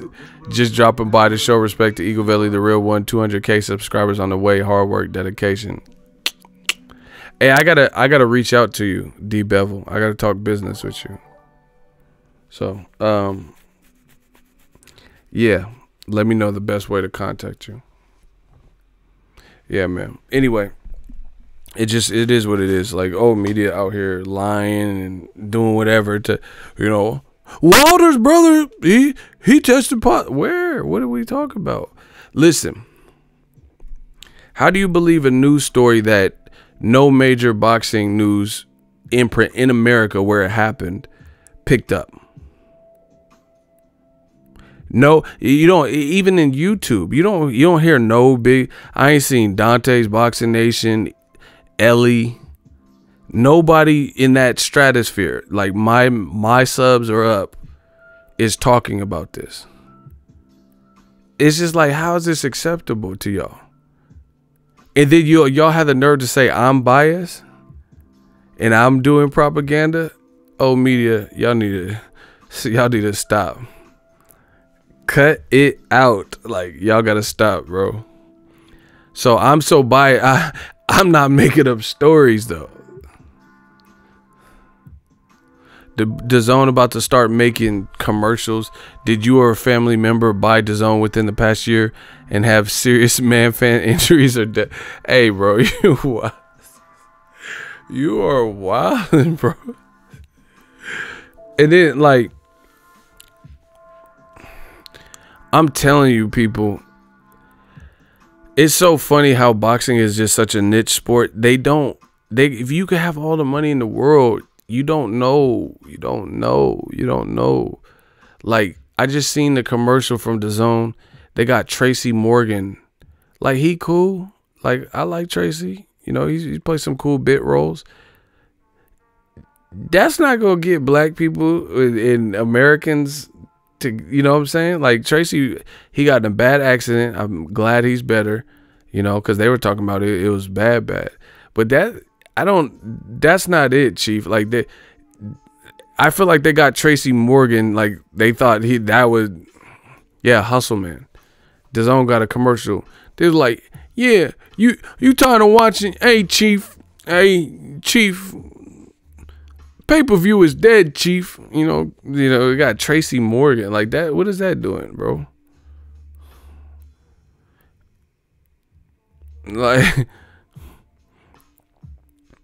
Like people are gonna sign. You think everyone's gonna sign up because Tracy Morgan told us to sign up? Like, that's what I'm saying. It's like aimless. It's like aimless. You thought that was gonna, the black channels, they're gonna love this. Like, what? Okay. I don't know, bro. I told you I'll sign up when I know that's sketchy. I don't care what Tracy Morgan talking about. What is that? You know what I'm saying? That's, to me, like, stuff like that. That's not like, okay, that, like, Under Armour. We'll use them. Under Armour got the fucking Rock, who's buff as fuck, who is known in the entertainment and fitness world, and he's coming out with his own, or he came out with his own brand of shoe, his own brand of over the ear gym edition, like, so sweat proof and shit, headphones. Okay, that makes sense to me, because I think The Rock, he's a world, he's just worldwide, you know what I'm saying? So I feel like that's a proper cosign. No disrespect to Tracy Morgan, but I don't even remember the last movie I seen Tracy Morgan in. That, how's that gonna get me to get DAZN? You get what I'm saying? Like, it's not like Tracy Morgan is the authority and everyone knows him for boxing. You know, this ain't cheap. Pay-per-view is dead. You know, it's just random. It really reminds me of, like, politicians. Like when Donald Trump's trying to show, he'll get Don King or Steve Harvey to try to get the black vote. Like, cause Steve Harvey shaking your hand, I don't give a fuck about that.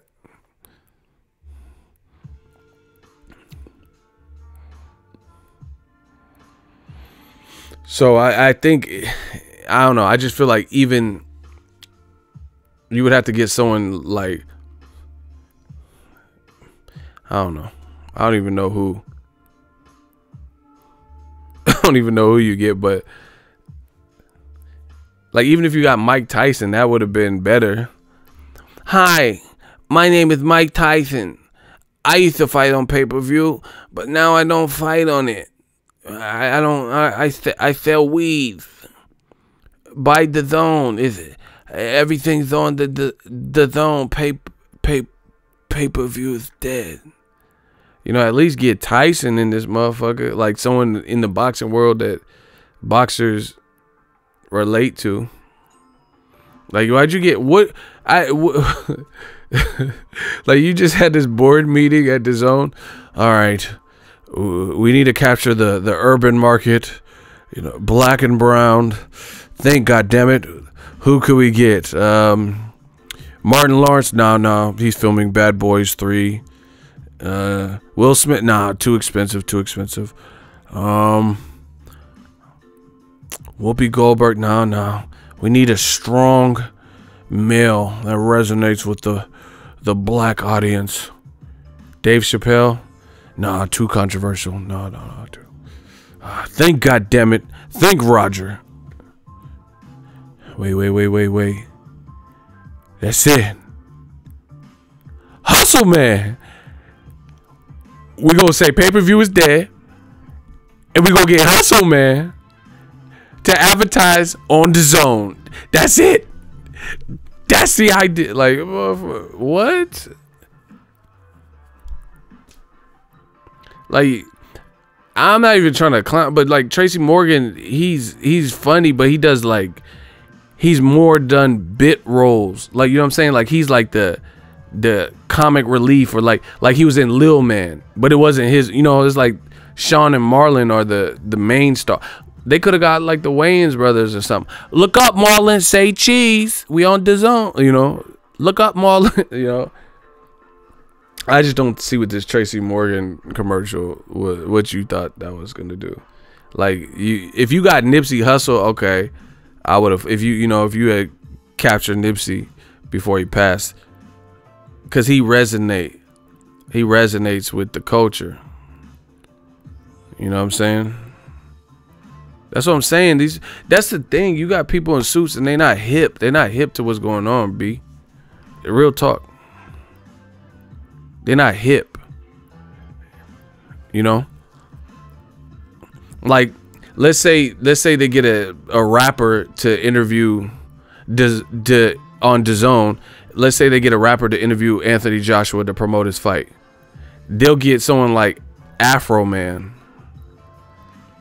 Like, why do you have Joshua doing this promo video with Afro Man?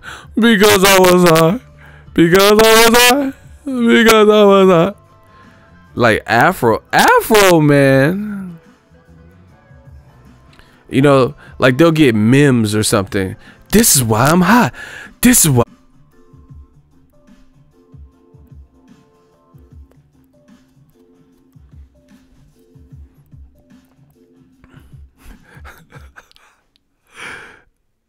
Hey, YouTube hating. I don't know why they keep shutting my stream off. We must be coming with too much new media fire. Somebody said Coolio. I'm 22 now, but what I live to see. Oh, what do he say? I'm 23 now, but what I live to see. 24, the way things is know. The way things is going, I don't know. Tell me why are we fantastic ride, slide, liberty slide. You know, I don't know, bro. You have to be tapped in with the culture. I don't know who's thinking about all these ideas and shit. They gonna get steel from Juice and shit. Yeah, but we ain't kill him, no. Like, steal. Like, that's not... Motherfuckers gonna steal these fights for free. They ain't not listening to steal what he talking about. Hey, Cursor's been out of pocket for this whole stream.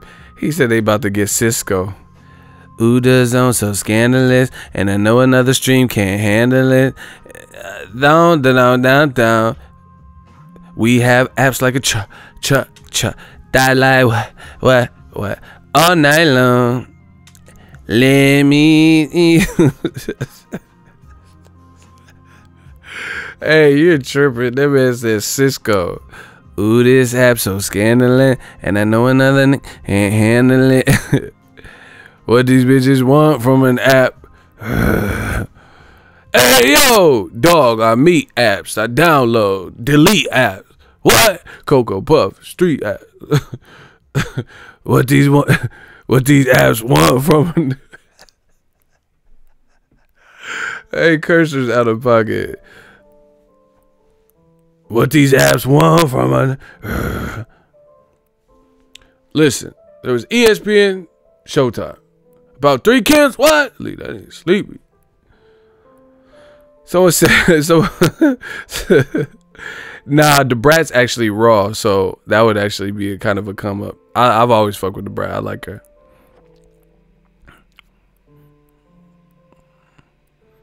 They about to get Young Jock. Okay, I can picture Young Jock being in the lineup. You know what I'm saying? At least get, I don't even listen to his music, but at least get like Lil Pump, because it sounds like he have a fan base or whatever. Yeah, man. I just think they got to make sound decisions in those departments. You know, like Maryland, really weird. Like, I don't know why that's the location. I don't know. Well, maybe they got it all figured out. Maybe they have a valid reason. I just can't think of it. You know what I'm saying? Like, he said, hey, DAZN, man. You're not rocking with your man 50 Cent. Hey, DAZN, you got to do something, baby. Yeah, man. I don't know. We'll see. But, I think one of the things is Eddie Hearn's approach to his America takeover. He came over kind of cocky, pompous, you know, spilling the beans of what he was planning on doing and stuff like that. I don't know. Those things kind of backfire. It just doesn't even make sense. See, this is what egos get in the way. No pun intended. Egos get in the way. Listen, how you gonna talk shit to Wilder and about Wilder, negotiating a fight with Wilder, but then you want him on your app? Just explain how that makes any sense on any level. You want Wilder to join you on DAZN. You said that when in May of last year, when DAZN hadn't officially like come out and wasn't even available in the App Store yet. But you were going back and forth roasting him and saying he doesn't really want to fight and he's scared of y'all, you know, shit like that. How did you think that was gonna work though? I don't know. That just doesn't make too much sense to me. Like, remember Usher, when Justin Bieber first came out, he was like this little kid making YouTube videos or whatever, online videos, and he could sing, and he was little. He was like 12 or whatever age he was, 15, and Justin Timberlake and Usher, all these people wanted to sign him because they seen potential in the Biebs, in Justin Bieber, right? Imagine if Usher acted like Usher, ushered in Bieber's career. Imagine if Usher did what Eddie Hearns is doing whilst in the bidding war and trying to sign Justin Bieber.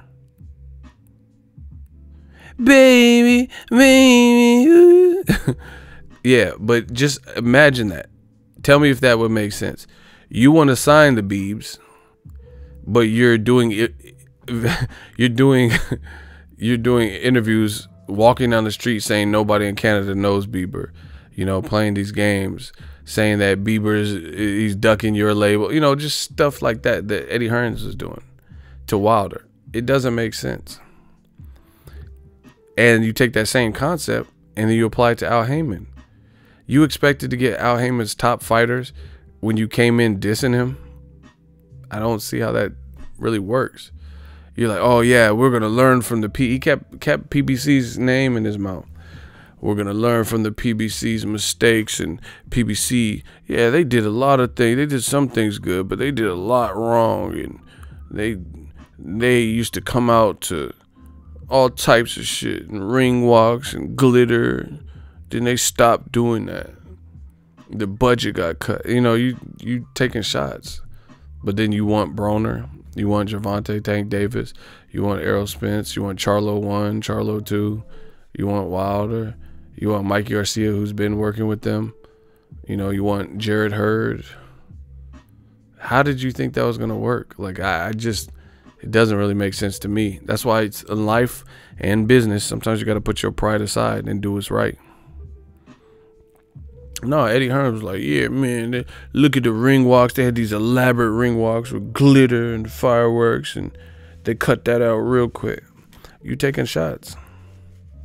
And then on top of it, you said all American promoters are going to be jealous and they're really going to hate you now. And I just don't, that's not the right approach. Eddie Hearn came in the game like Tekashi, like a professional Tekashi. He's not like getting his face tat and like saying the same, being as vulgar, but kind of like Tekashi, where you could be creating like relationships and allies. So when you go down, people, is looking after you or your family. You created a lot of enemies and people that are bitter, don't want to see you do well. It's just not a good way. Not a good way.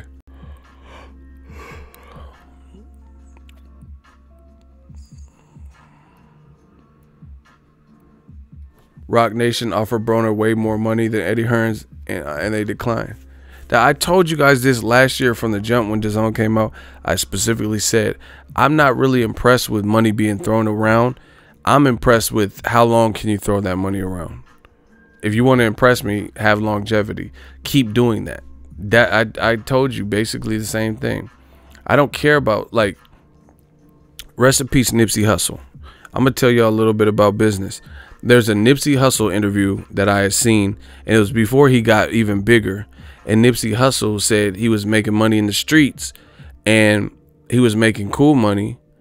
And he said he was living life like he had to get on his hustle, to the point where he was making a decent amount on some street shit, and he would decide to go to fuck up the club and go to a club, and then the next day kind of regret it, because he said, man, I would try to be the man at a club. I'll go to the club, had a little money, and then blow unnecessary money, and I wake up the next day, I blew all this money, I got no work, and people hit my line, and I ain't got nothing for them, because I can't re-up, and I spent all my money.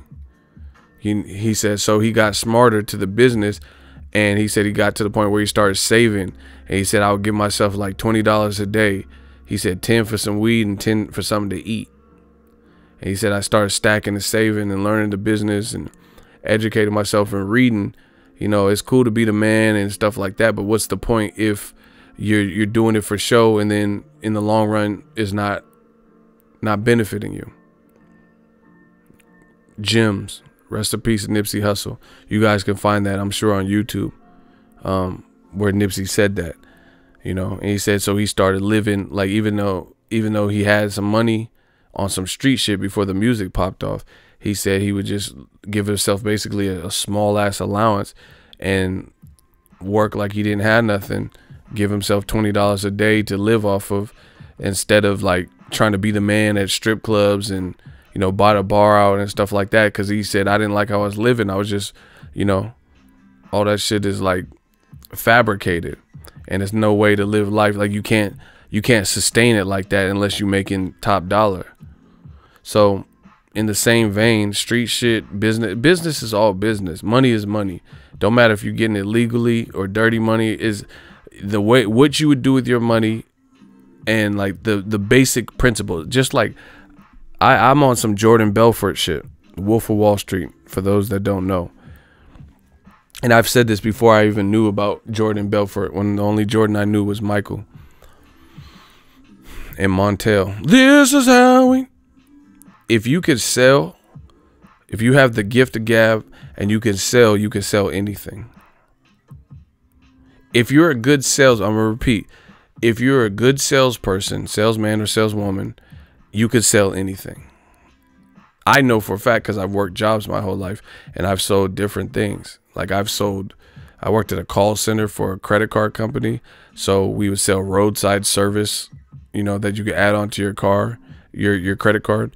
We sold credit protection, you know, in case you get hospitalized and can't pay your bill. So I could sell that over the phone. I got the gift, you know. I've worked in hardware, you know, so I had to sell toolboxes, expensive ass Sears toolboxes, and I've sold different shit. If you could sell, you could sell. That's just what it is, you know. And I keep that business practice because I do believe it, you know. If you sell drugs, you can, if you get out of that life, if you know how to hustle like that, the basic principles of selling, you know, music to the industry is really the same. Sales are sales. It's just the way of the world. Is whether you're selling to dope fiends and bass heads or you're selling to customers who are fiends of your music, the basic principles are the same. Obviously, one's like, you know, leads to different things and all that, but I'm just talking about the basic business practices, you know. If you could sell, you could sell. Yeah, I seen Magic quit the Lakers. I don't know what that's about. I have to wait till I hear more. Ego kicking knowledge. I've always liked to let the money pile up. No bullshit. That's how you got to, man. You got to stay. I mean, that's what I do. I try to stay out the way, you know, see what's really a necessity. I'm doing spring cleaning right now. I'm trying to get rid of shit. The least amount of stuff I have, the better. I don't need a bunch of shit to get me going. That's another thing with spring cleaning for you guys. Start now. You know, start analyzing what you had. Because this is the thing. Some people could be hoarders and they keep more than what they really need. And I think most people would be better off living a more minimalist life. More minimalist. Not saying you have to be extreme, because there's an extreme to everything. Savings and doing coupons, that's not bad. You know, them extreme couponers, that's just a whole nother world. So I'm not saying you have to be an extreme couponer or, you know, extreme minimalist where you don't, you know, everything is super minimal. Like, oh, I won't have this if I can't, you know. I'm not saying do all that, but, you know, just start reducing clutter. I like to declutter, especially around this time. You know, start to declutter. And I have a simple principle that might help you guys if you guys start the process now. Is if you have something that's in like a pantry or a closet and you ain't thought about it, you ain't had it, you ain't used it, you ain't had to look for it, pretty much get rid of it. Get rid of it. You know what I'm saying? Because a lot of people they sit on shit. Oh, I might need this one day. Like, I know a lot of you dirty motherfuckers ain't ironed your clothes since Baby Boy came out. You know, then at that point, do you really need an iron if you don't even iron? If you know what I'm saying, you ain't used an iron since Tyrese and Baby Boy. Is this Jody? Jody still live with his mama, nigga? Hey, fuck your fork, cuz. Hey, fuck your fork, cut, Jody. Nigga. You know, you ain't ironed since then. Get rid of this shit, bro. Little Jody, nigga. I hate you. I hate you too, little nigga. Hey, fuck your fork, cuz. Bow. 9-4 plus 5 pence. Add that shit up, nigga. Hey, I ain't tripping, bro. I'm just being real. Like, people have shit hoping for a rainy day. Oh, I might need it. Man, get rid of that shit, bro. Get rid of it. Get rid of it. People had sitting on shit. Motherfuckers got record players and shit. You don't even, bro. Man, I used to be a DJ. I was mixing this shit, and you wanted all the juice. Like, get rid of all that shit, motherfucker. You suck now, and you 150 pounds bigger, bro. Get rid of it. I know it hurts, but motherfuckers try, like, you just gonna come. You have a whole ass family now, and you weigh 150 pounds more than you did when you was DJing, motherfucker. You wanted all the juice. You wanted all the juice. Like, stop it, bro. You ain't gonna make no DJ comeback. What's your name gonna be? You have a family now. You DJ Daddy Daycare, motherfucker. Stop it. My moms used to always be throwing my dad old clothes away. He didn't even be knowing. That's hella funny. That's what I'm saying. I mean, I have a yearbook and stuff, but I really try to get rid of shit. Like, he said DJ such and such. That's what I'm saying, bro. Like, you gotta look what it is.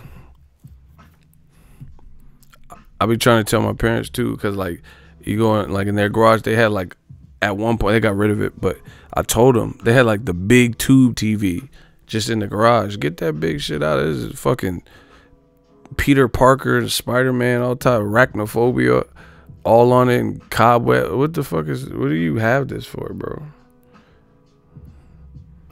Like, why you have this big ass TV? And them old TVs is heavy as a bitch. They like Transformer weights and shit.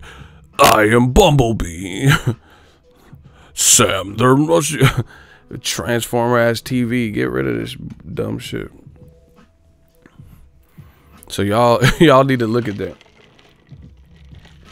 It could be simple shit like clothes. Like, if you have like a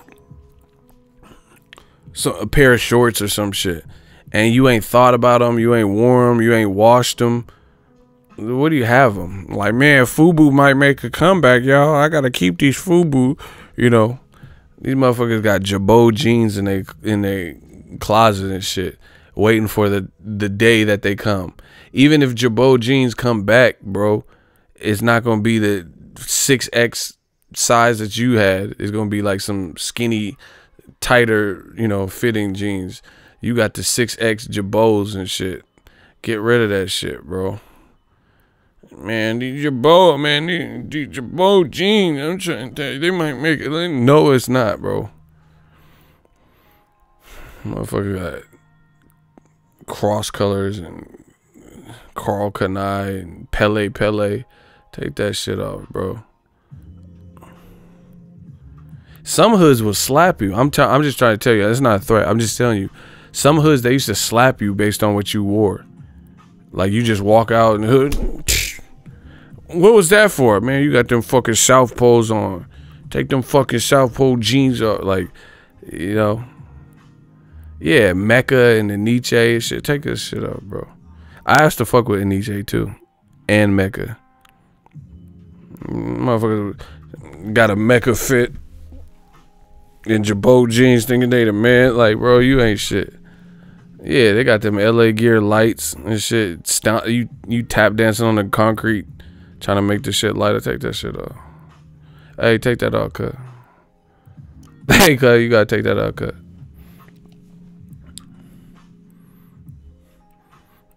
You got Reebok pumps and shit. White men can't jump ass outfits.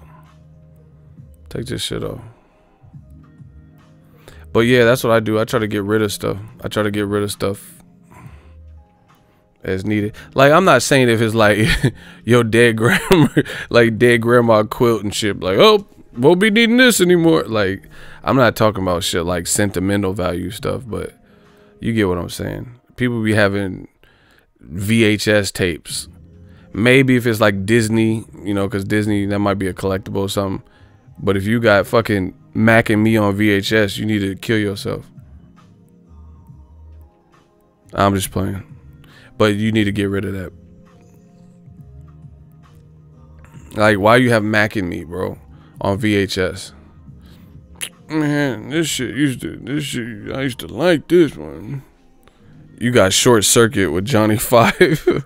Remember that robot Short Circuit? You got Short Circuit on VHS. Like, nah, bro, that's not it. Do you really think VHS is gonna make a comeback?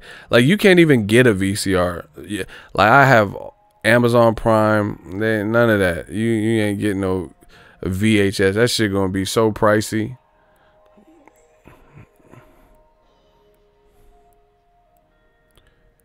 Your mother was a snowblower.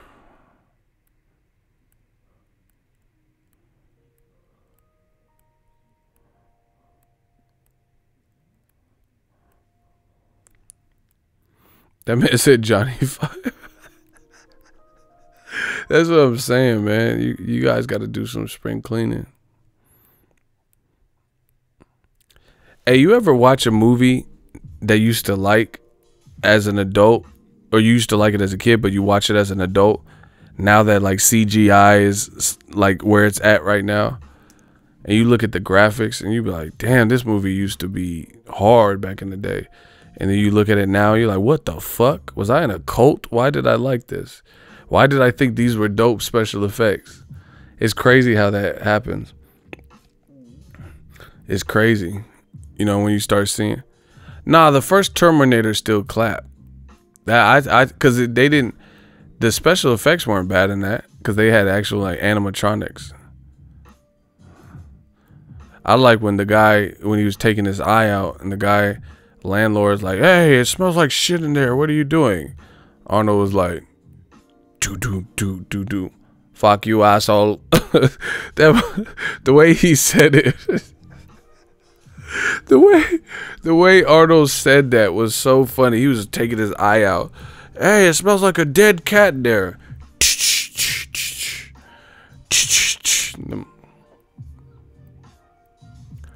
Fuck you, asshole. That shit was so funny to me.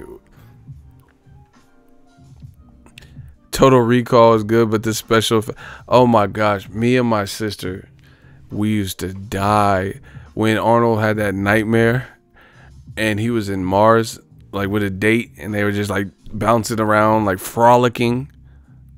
That's how you know it's serious, when you use the word frolic. Yeah, they were on Mars frolicking. And then he tripped and rolled down the hill and hit his helmet on a big ass Mars rock and cracked the glass and couldn't breathe because of the oxygen. And he was like, and his that is one of the funniest things. That was one of the funniest, like, unintentional funny moments in a sci-fi action movie that I've ever seen. That motherfucker was frolicking and rolled down a hill, broke his helmet, and he's like, and his eyes started bugging out. Me and my sister used to die when that part came out. That shit was so funny, bro.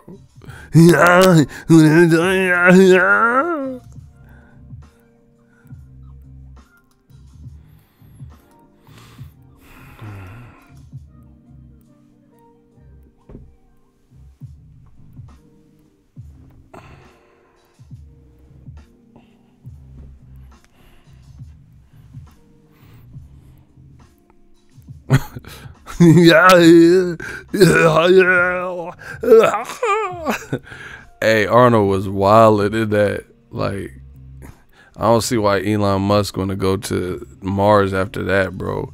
You gotta chill, Elon Musk. You gotta chill, bruh, cause Arnold was going through it on Mars. You think this is the real Quaid? It is. Hey, Arnold was going through it. That shit was so funny on Total Recall. Hey, Copenhagen. And remember Quado? That motherfucker was funny too. Quaid, he was like, hold on, y'all. And then he turned around and revealed, and he was like, it looked like Chucky too. Quaid.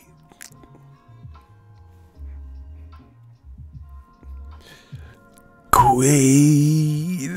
That motherfucker was tripping.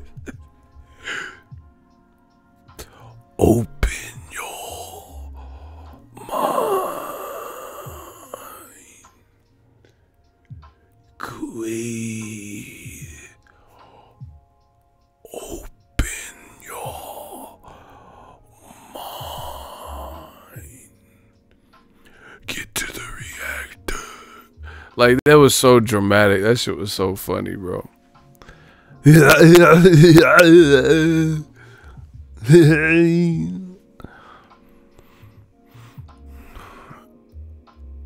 Arnold sound like he always fighting a stroke. Hey, bro, get out of here.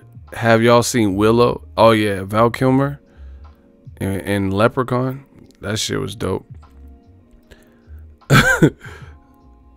Hey, you know what's an old school, like, clapper that I used to love? I don't even know if it's on Blu-ray, but I gotta get it. Macaulay Culkin in The Good Son. That was a good movie. I need to watch that again. Where he played that badass little kid. He's like, who cares? Your mom's dead. She's maggot food. Hey, he was wild, and I beat the shit out of Macaulay Culkin. Talking crazy. They need to remake that with Kodak Black. The Good Son, starring Kodak Black. I'm blinded and jittery.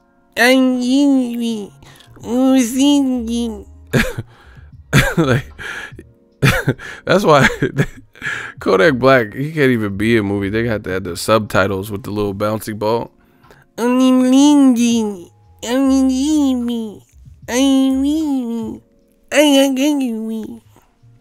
Is that baby talk, motherfucker? Unbelievable. Like a fly coming. Fucking Jeff Goldblum. Unbelievable. I don't like chicken wing.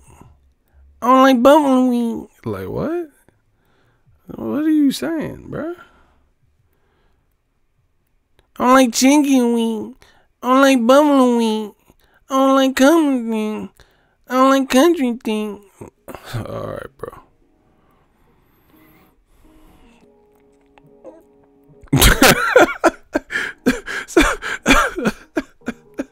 Somebody said Kodak sound like a hood version of Cartman.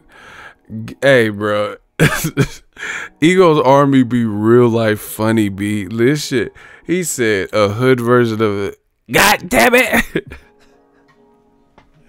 This man said a hood version of Cartman.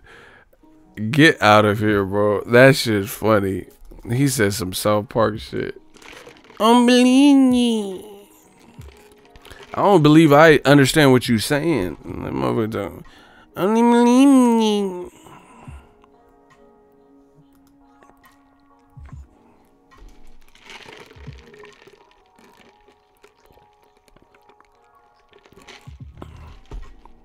Canelo a G telling Triple G to fight. And where he say that at? Hey, Canelo a fool. I like Canelo. Where did he say that though? Where'd you see that? I'm believing Canelo.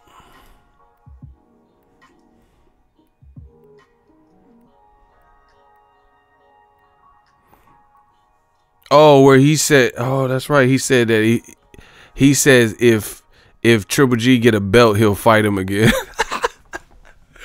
Canelo, hey, bro, Canelo is a fool. You know, I should have made, I forgot about that because I was driving to get my hair cut when I heard about it. And then I forgot, you know, I was talking to my barber and stuff.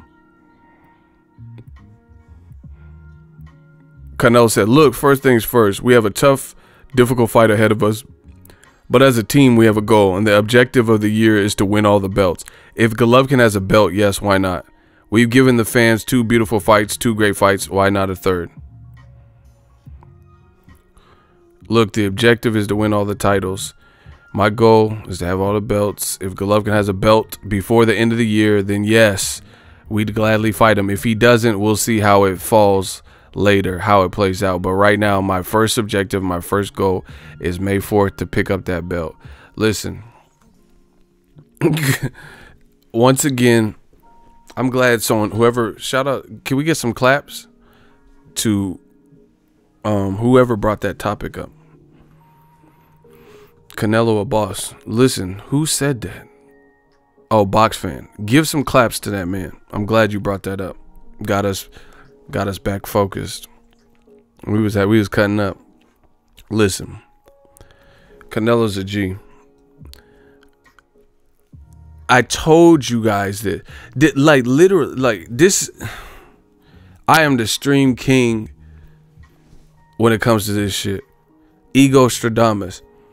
I literally tell you guys, why wouldn't Golovkin fight a more meaningful, better, a fight that would be more well received in Demetrius Andrade, block the doorway to what Canelo said? That's literally what I said. I said, if you fight Andrade and you beat him, you have the only other strap that he would need if he gets past Jacobs, which I think he's the favorite to do. Don't know. Could be a difficult fight. Should be a good fight. We'll see. But if he gets past Jacobs, then he will only need that WBO strap.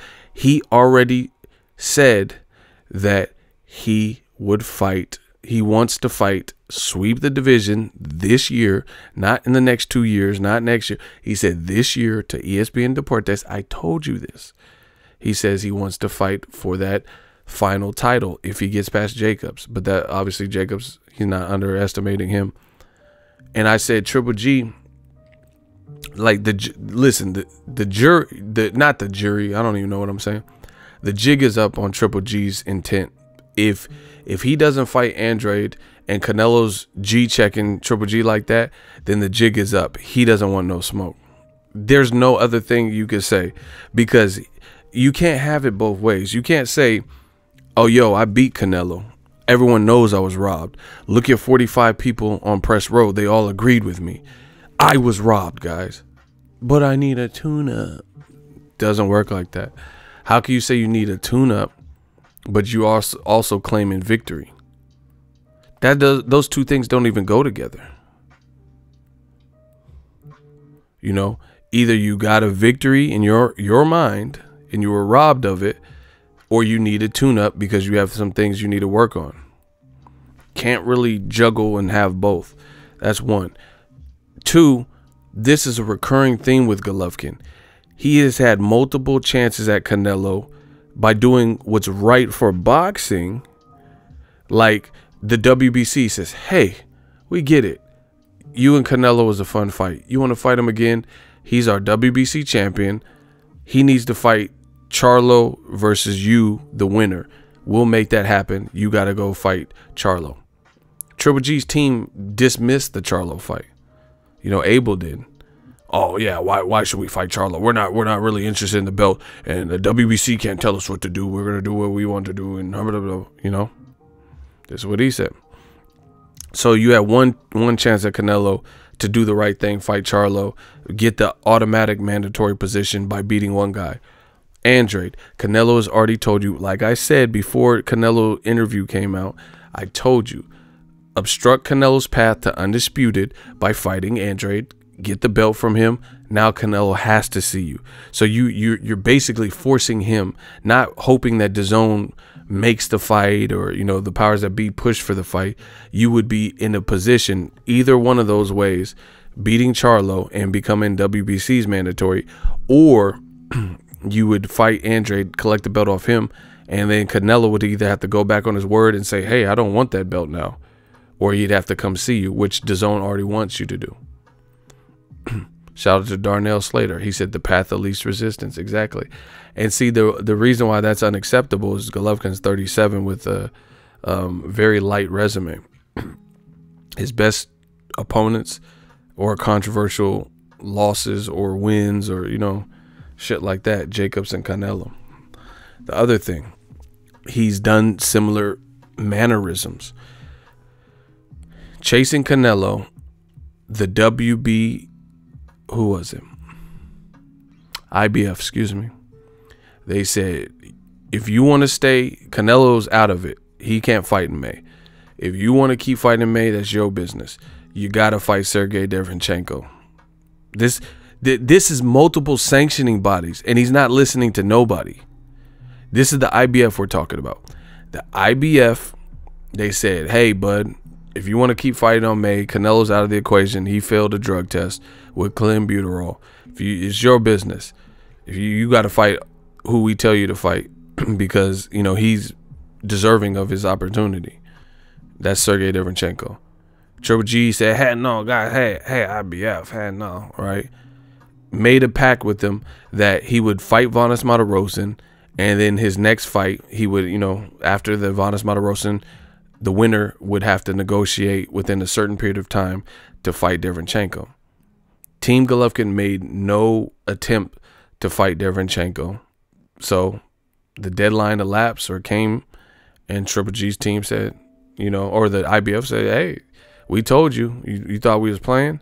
And then Triple G's team got mad that they got stripped, but they told you, if you don't fight him in this fight or negotiate to have him as your next fight, you know, you're running the risk of getting stripped. He didn't listen. They stripped him. Derevyanchenko later fought Jacobs for the vacant belt, and Jacobs beat him. Now he's fighting Canelo. Jacobs wouldn't even be a champion unless he fought Canelo. Because Triple G would have maintained the IBF belt had he fought Derevyanchenko and beat him. And then he could have fought Canelo. And then Canelo beat him, so Canelo would already have the IBF. So Jacobs wouldn't even be a champion right now. The only reason Jacobs is a champion is because Golovkin got stripped of the belt for failure to comply with the IBF rules. So this is like a reoccurring problem with Triple G, where he's not listening to any sanctioning bodies. You know, he's just doing his own thing, rogue mission and stuff like that.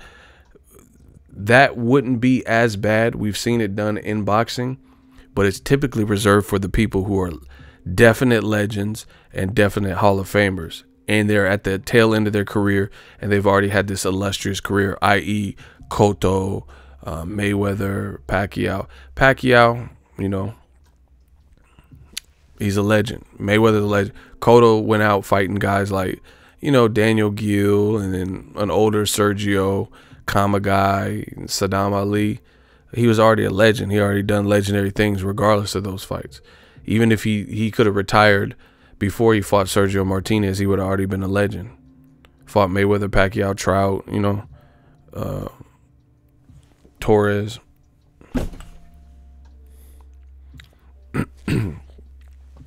Margarito twice. Shane Mosley, Zab. So he was already a legend anyway. Paulie Malignaggi, Randall Bailey. So Golovkin's not in the same boat. He doesn't have this legendary Hall of Fame resume, so he should still be working on it at age 37. So, you know, it's a bad look. Oh, my God. If Canelo beats Jacobs and then goes after Andrade, that's going to make Golovkin. I told you. I literally say the same thing.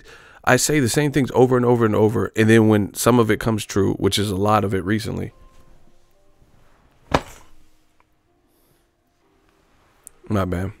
When a lot of it comes true, then y'all act crazy. Like I ain't been saying this. If Canelo beats Jacobs and then goes after Andrade, whether he beats him or not, that's crazy.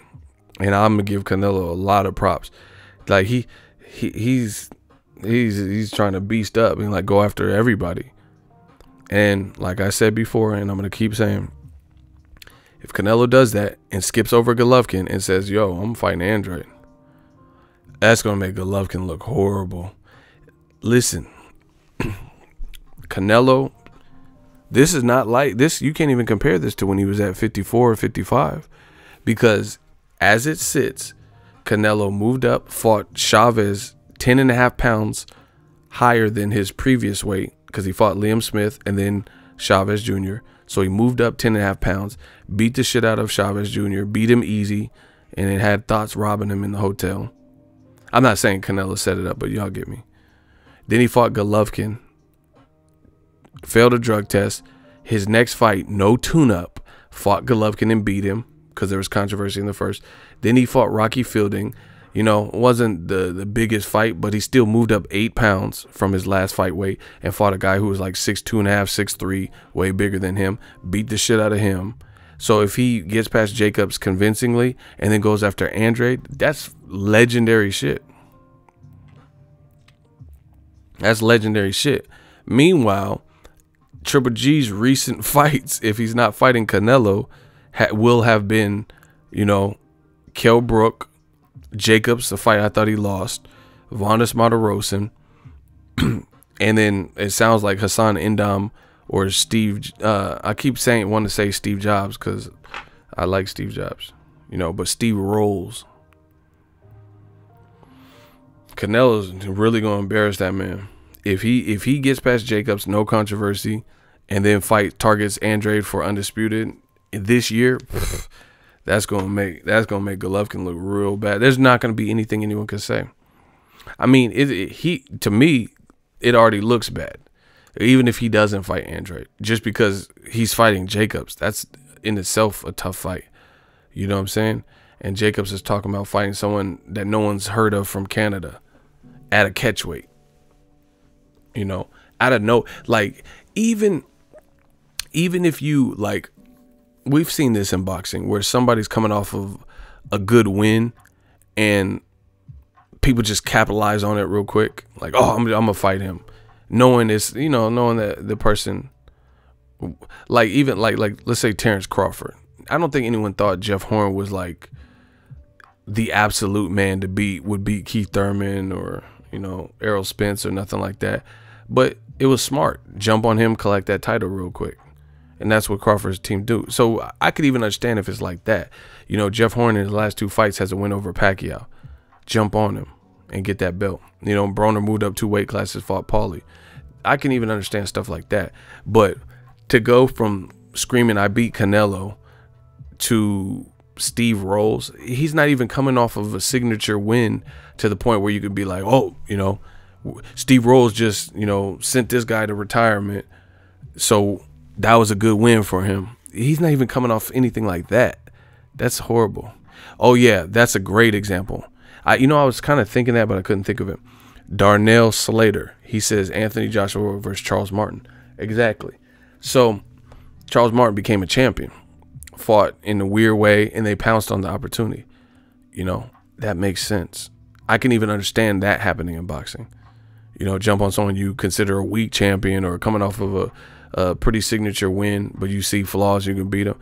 But Triple G fighting Indam, that's not that. He fought Martin Murray, who's been beat several times, and Triple G even beat Martin Murray and pounded him and stopped him. And then I thought Gabe Rosado beat Martin Murray. So Martin Murray's pretty much seen better days. I think Martin Murray even talked about retiring, you know.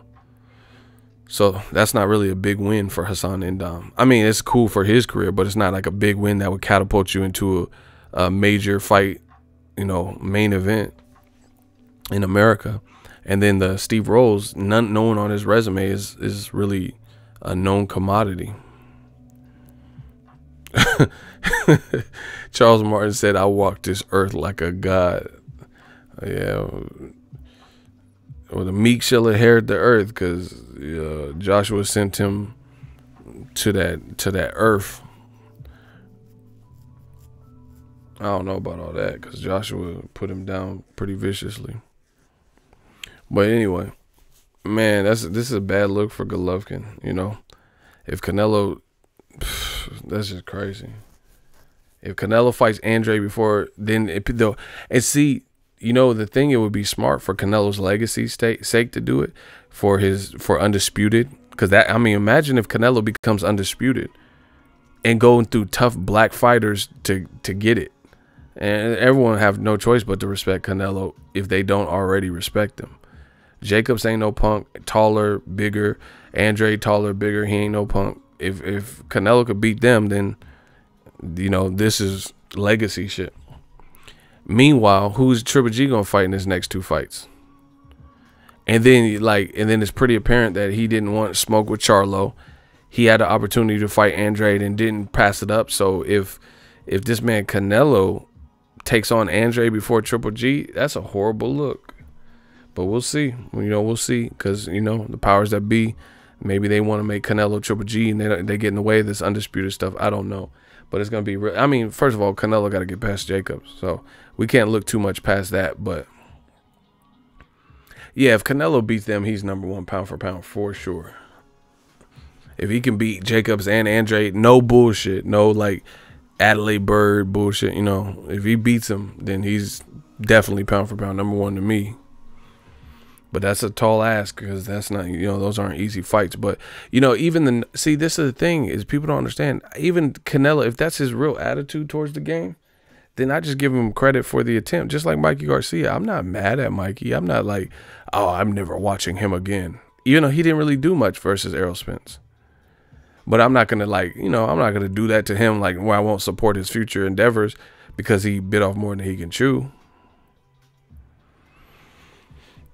Yeah, man, Triple G, that's going to make him look bad. Even the fact that Canelo's just putting it out there makes him look bad. You know, what are they going to say? Okay, Triple G versus Steve Rolls. And then Canelo's telling you, hey, go get a belt. Go get a belt. And usually you see, like, Lomachenko told that to Teofimo. So he's little boying Triple G. You're telling the former champion to get a belt. He little boying you. That's what Lomachenko's doing to Teofimo Lopez. But Teofimo Lopez is like 21 years old, 22 or some shit. You know, that's a bad look. You know, you got Canelo like, yo, get a belt and I'll think about it. You know, that's a little boring you. Yeah, I'll be interested to see how this plays out. It's very interesting stuff now.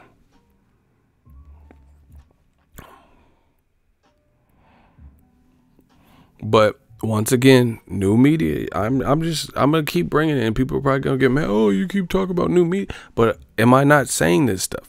Am I not saying this stuff before it happened? I literally told you guys before Canelo even did this interview. I said, "Yo, Triple G can play spoiler, beat Andre, get that belt. Now Canelo's gonna have to go through you for the belt." And then now Canelo corroborates what I'm saying. Like, yeah, I'll fight Golovkin if he got a belt. That's just what I told you before Canelo said that. So the pressure's on Canelo. I mean, on Triple G. You know? And the other reason I would do it is because, you know, he knows whatever he felt and whatever he thinks of the Triple G fight. The longer he waits, and especially if Triple G's fighting moderate to mediocre competition, the better it is for Canelo. Because Triple G's already 37. So if they fight when he's 38 or some shit, you think of 38, you know, it looked like Canelo was catching on in the first and second fight. What's going to happen if, you know, if they wait another year? The longer time is not on Triple G's side. That's the point. It's not on his side at all. Triple G can't beat Boo Boo. He's not going to fight him. And see, this, to be honest, this makes DAZN look bad too. If they don't make Triple G versus Andre, this makes DAZN look bad. Why are you up here paying Triple G X amount of dollars, which I don't care about? That's your money. Pay him whatever. But you're paying for him for what? Like, this is not charity. You got to get some of that money back. The way you get it back is put it on compelling fights that the fans want to see. So if you don't hold Triple G to no standard, he just, you know, he gets to eat up your money, and then the fans don't win. Boxing doesn't win. You know, who wants to see Steve Rolls? So to me, it makes DAZN look like enablers if they allow Triple G to fight Steve Rolls and Hassan Ndam and, you know, carpenters and random people. I don't see how that benefits anyone. The DAZN app, the boxing fans, the boxing world, you know, the middleweight division, you know, legacy for Golovkin. It doesn't really benefit. It doesn't benefit Abel. You know, how is he going to make more? The better your fight, the more money you usually get paid. And that's in general. So it just doesn't really benefit anyone. But see, this is the thing. This is problem. This is a potential problem with DAZN. Whole pay-per-view is dead. I told you guys this from, man, you know, I'm so ahead of my time. I might just make recordings, like just play my old recording, because I say the same thing over and over, and then you see it come true, and then now I look psychic and shit. I might just make a tape of just my old shit, just hours of me talking months ago. But I said this before. Ego Stradamus style. Oh man, smash the like button. I keep forgetting to tell y'all. Y'all got to get these likes up in these lives, because first of all, I heard YouTube is tripping and people are hitting the like button and it's not registering. So make sure you guys smash the like button in these streams. We got to get these likes up. You know, I haven't been really making it a point, but y'all got to get these likes up. Exactly, it's gonna make DAZN look trash more than it already is if they don't. Yeah, you gotta do what's right for boxing. That's the power of new medium.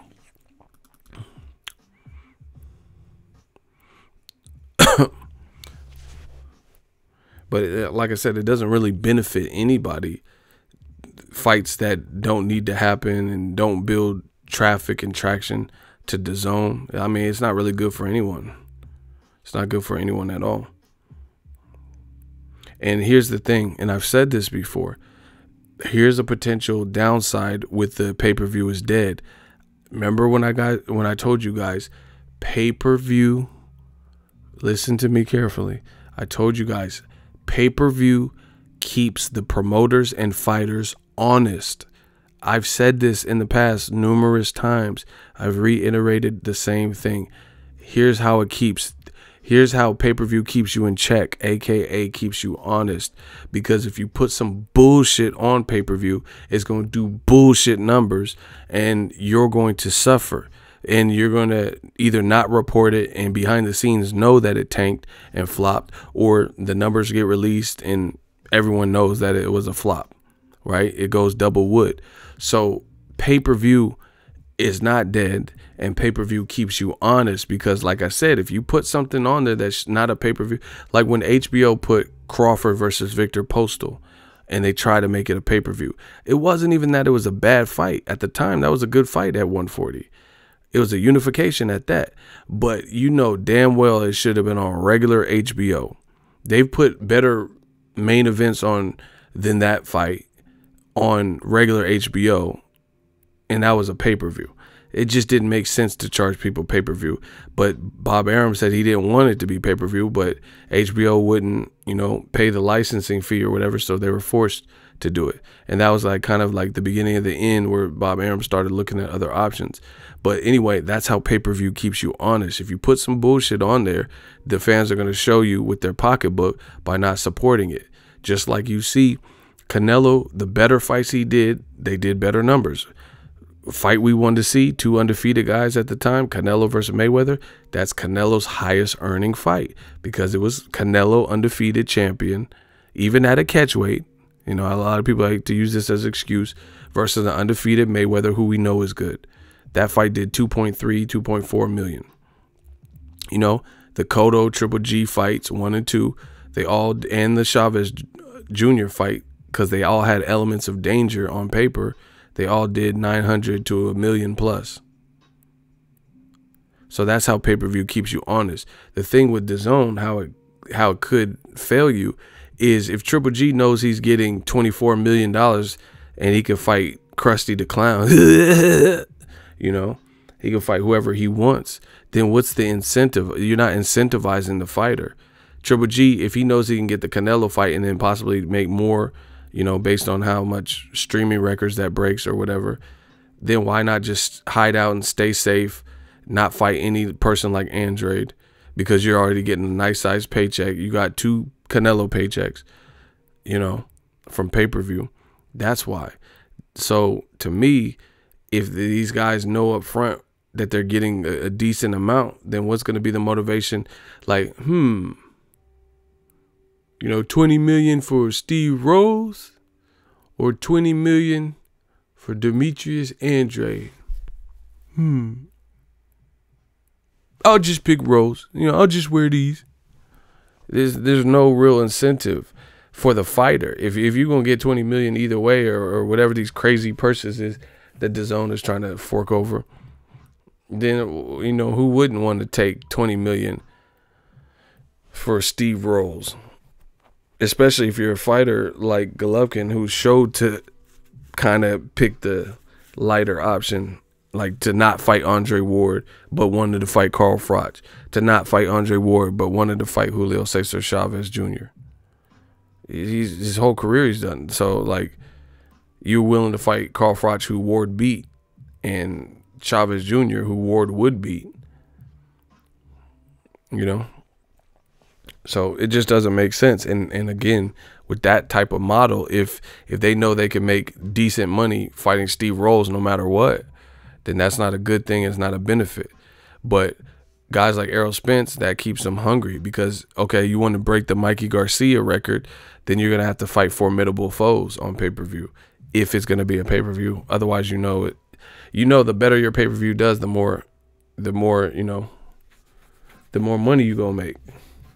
But if DAZN's just fronting the money up front or whatever they're doing, who cares? I'm out. I've been going marathon stream, the vampire stream. Hope you guys enjoyed. We'll talk about this more, but Canelo, you know, he really G-checked Golovkin with this one. We'll see what they decide. DAZN, Team Golovkin. Can't wait for some announcements from Charlo, Triple G, see how this all plays out, and see how Canelo Jacobs plays out. That's my time, y'all.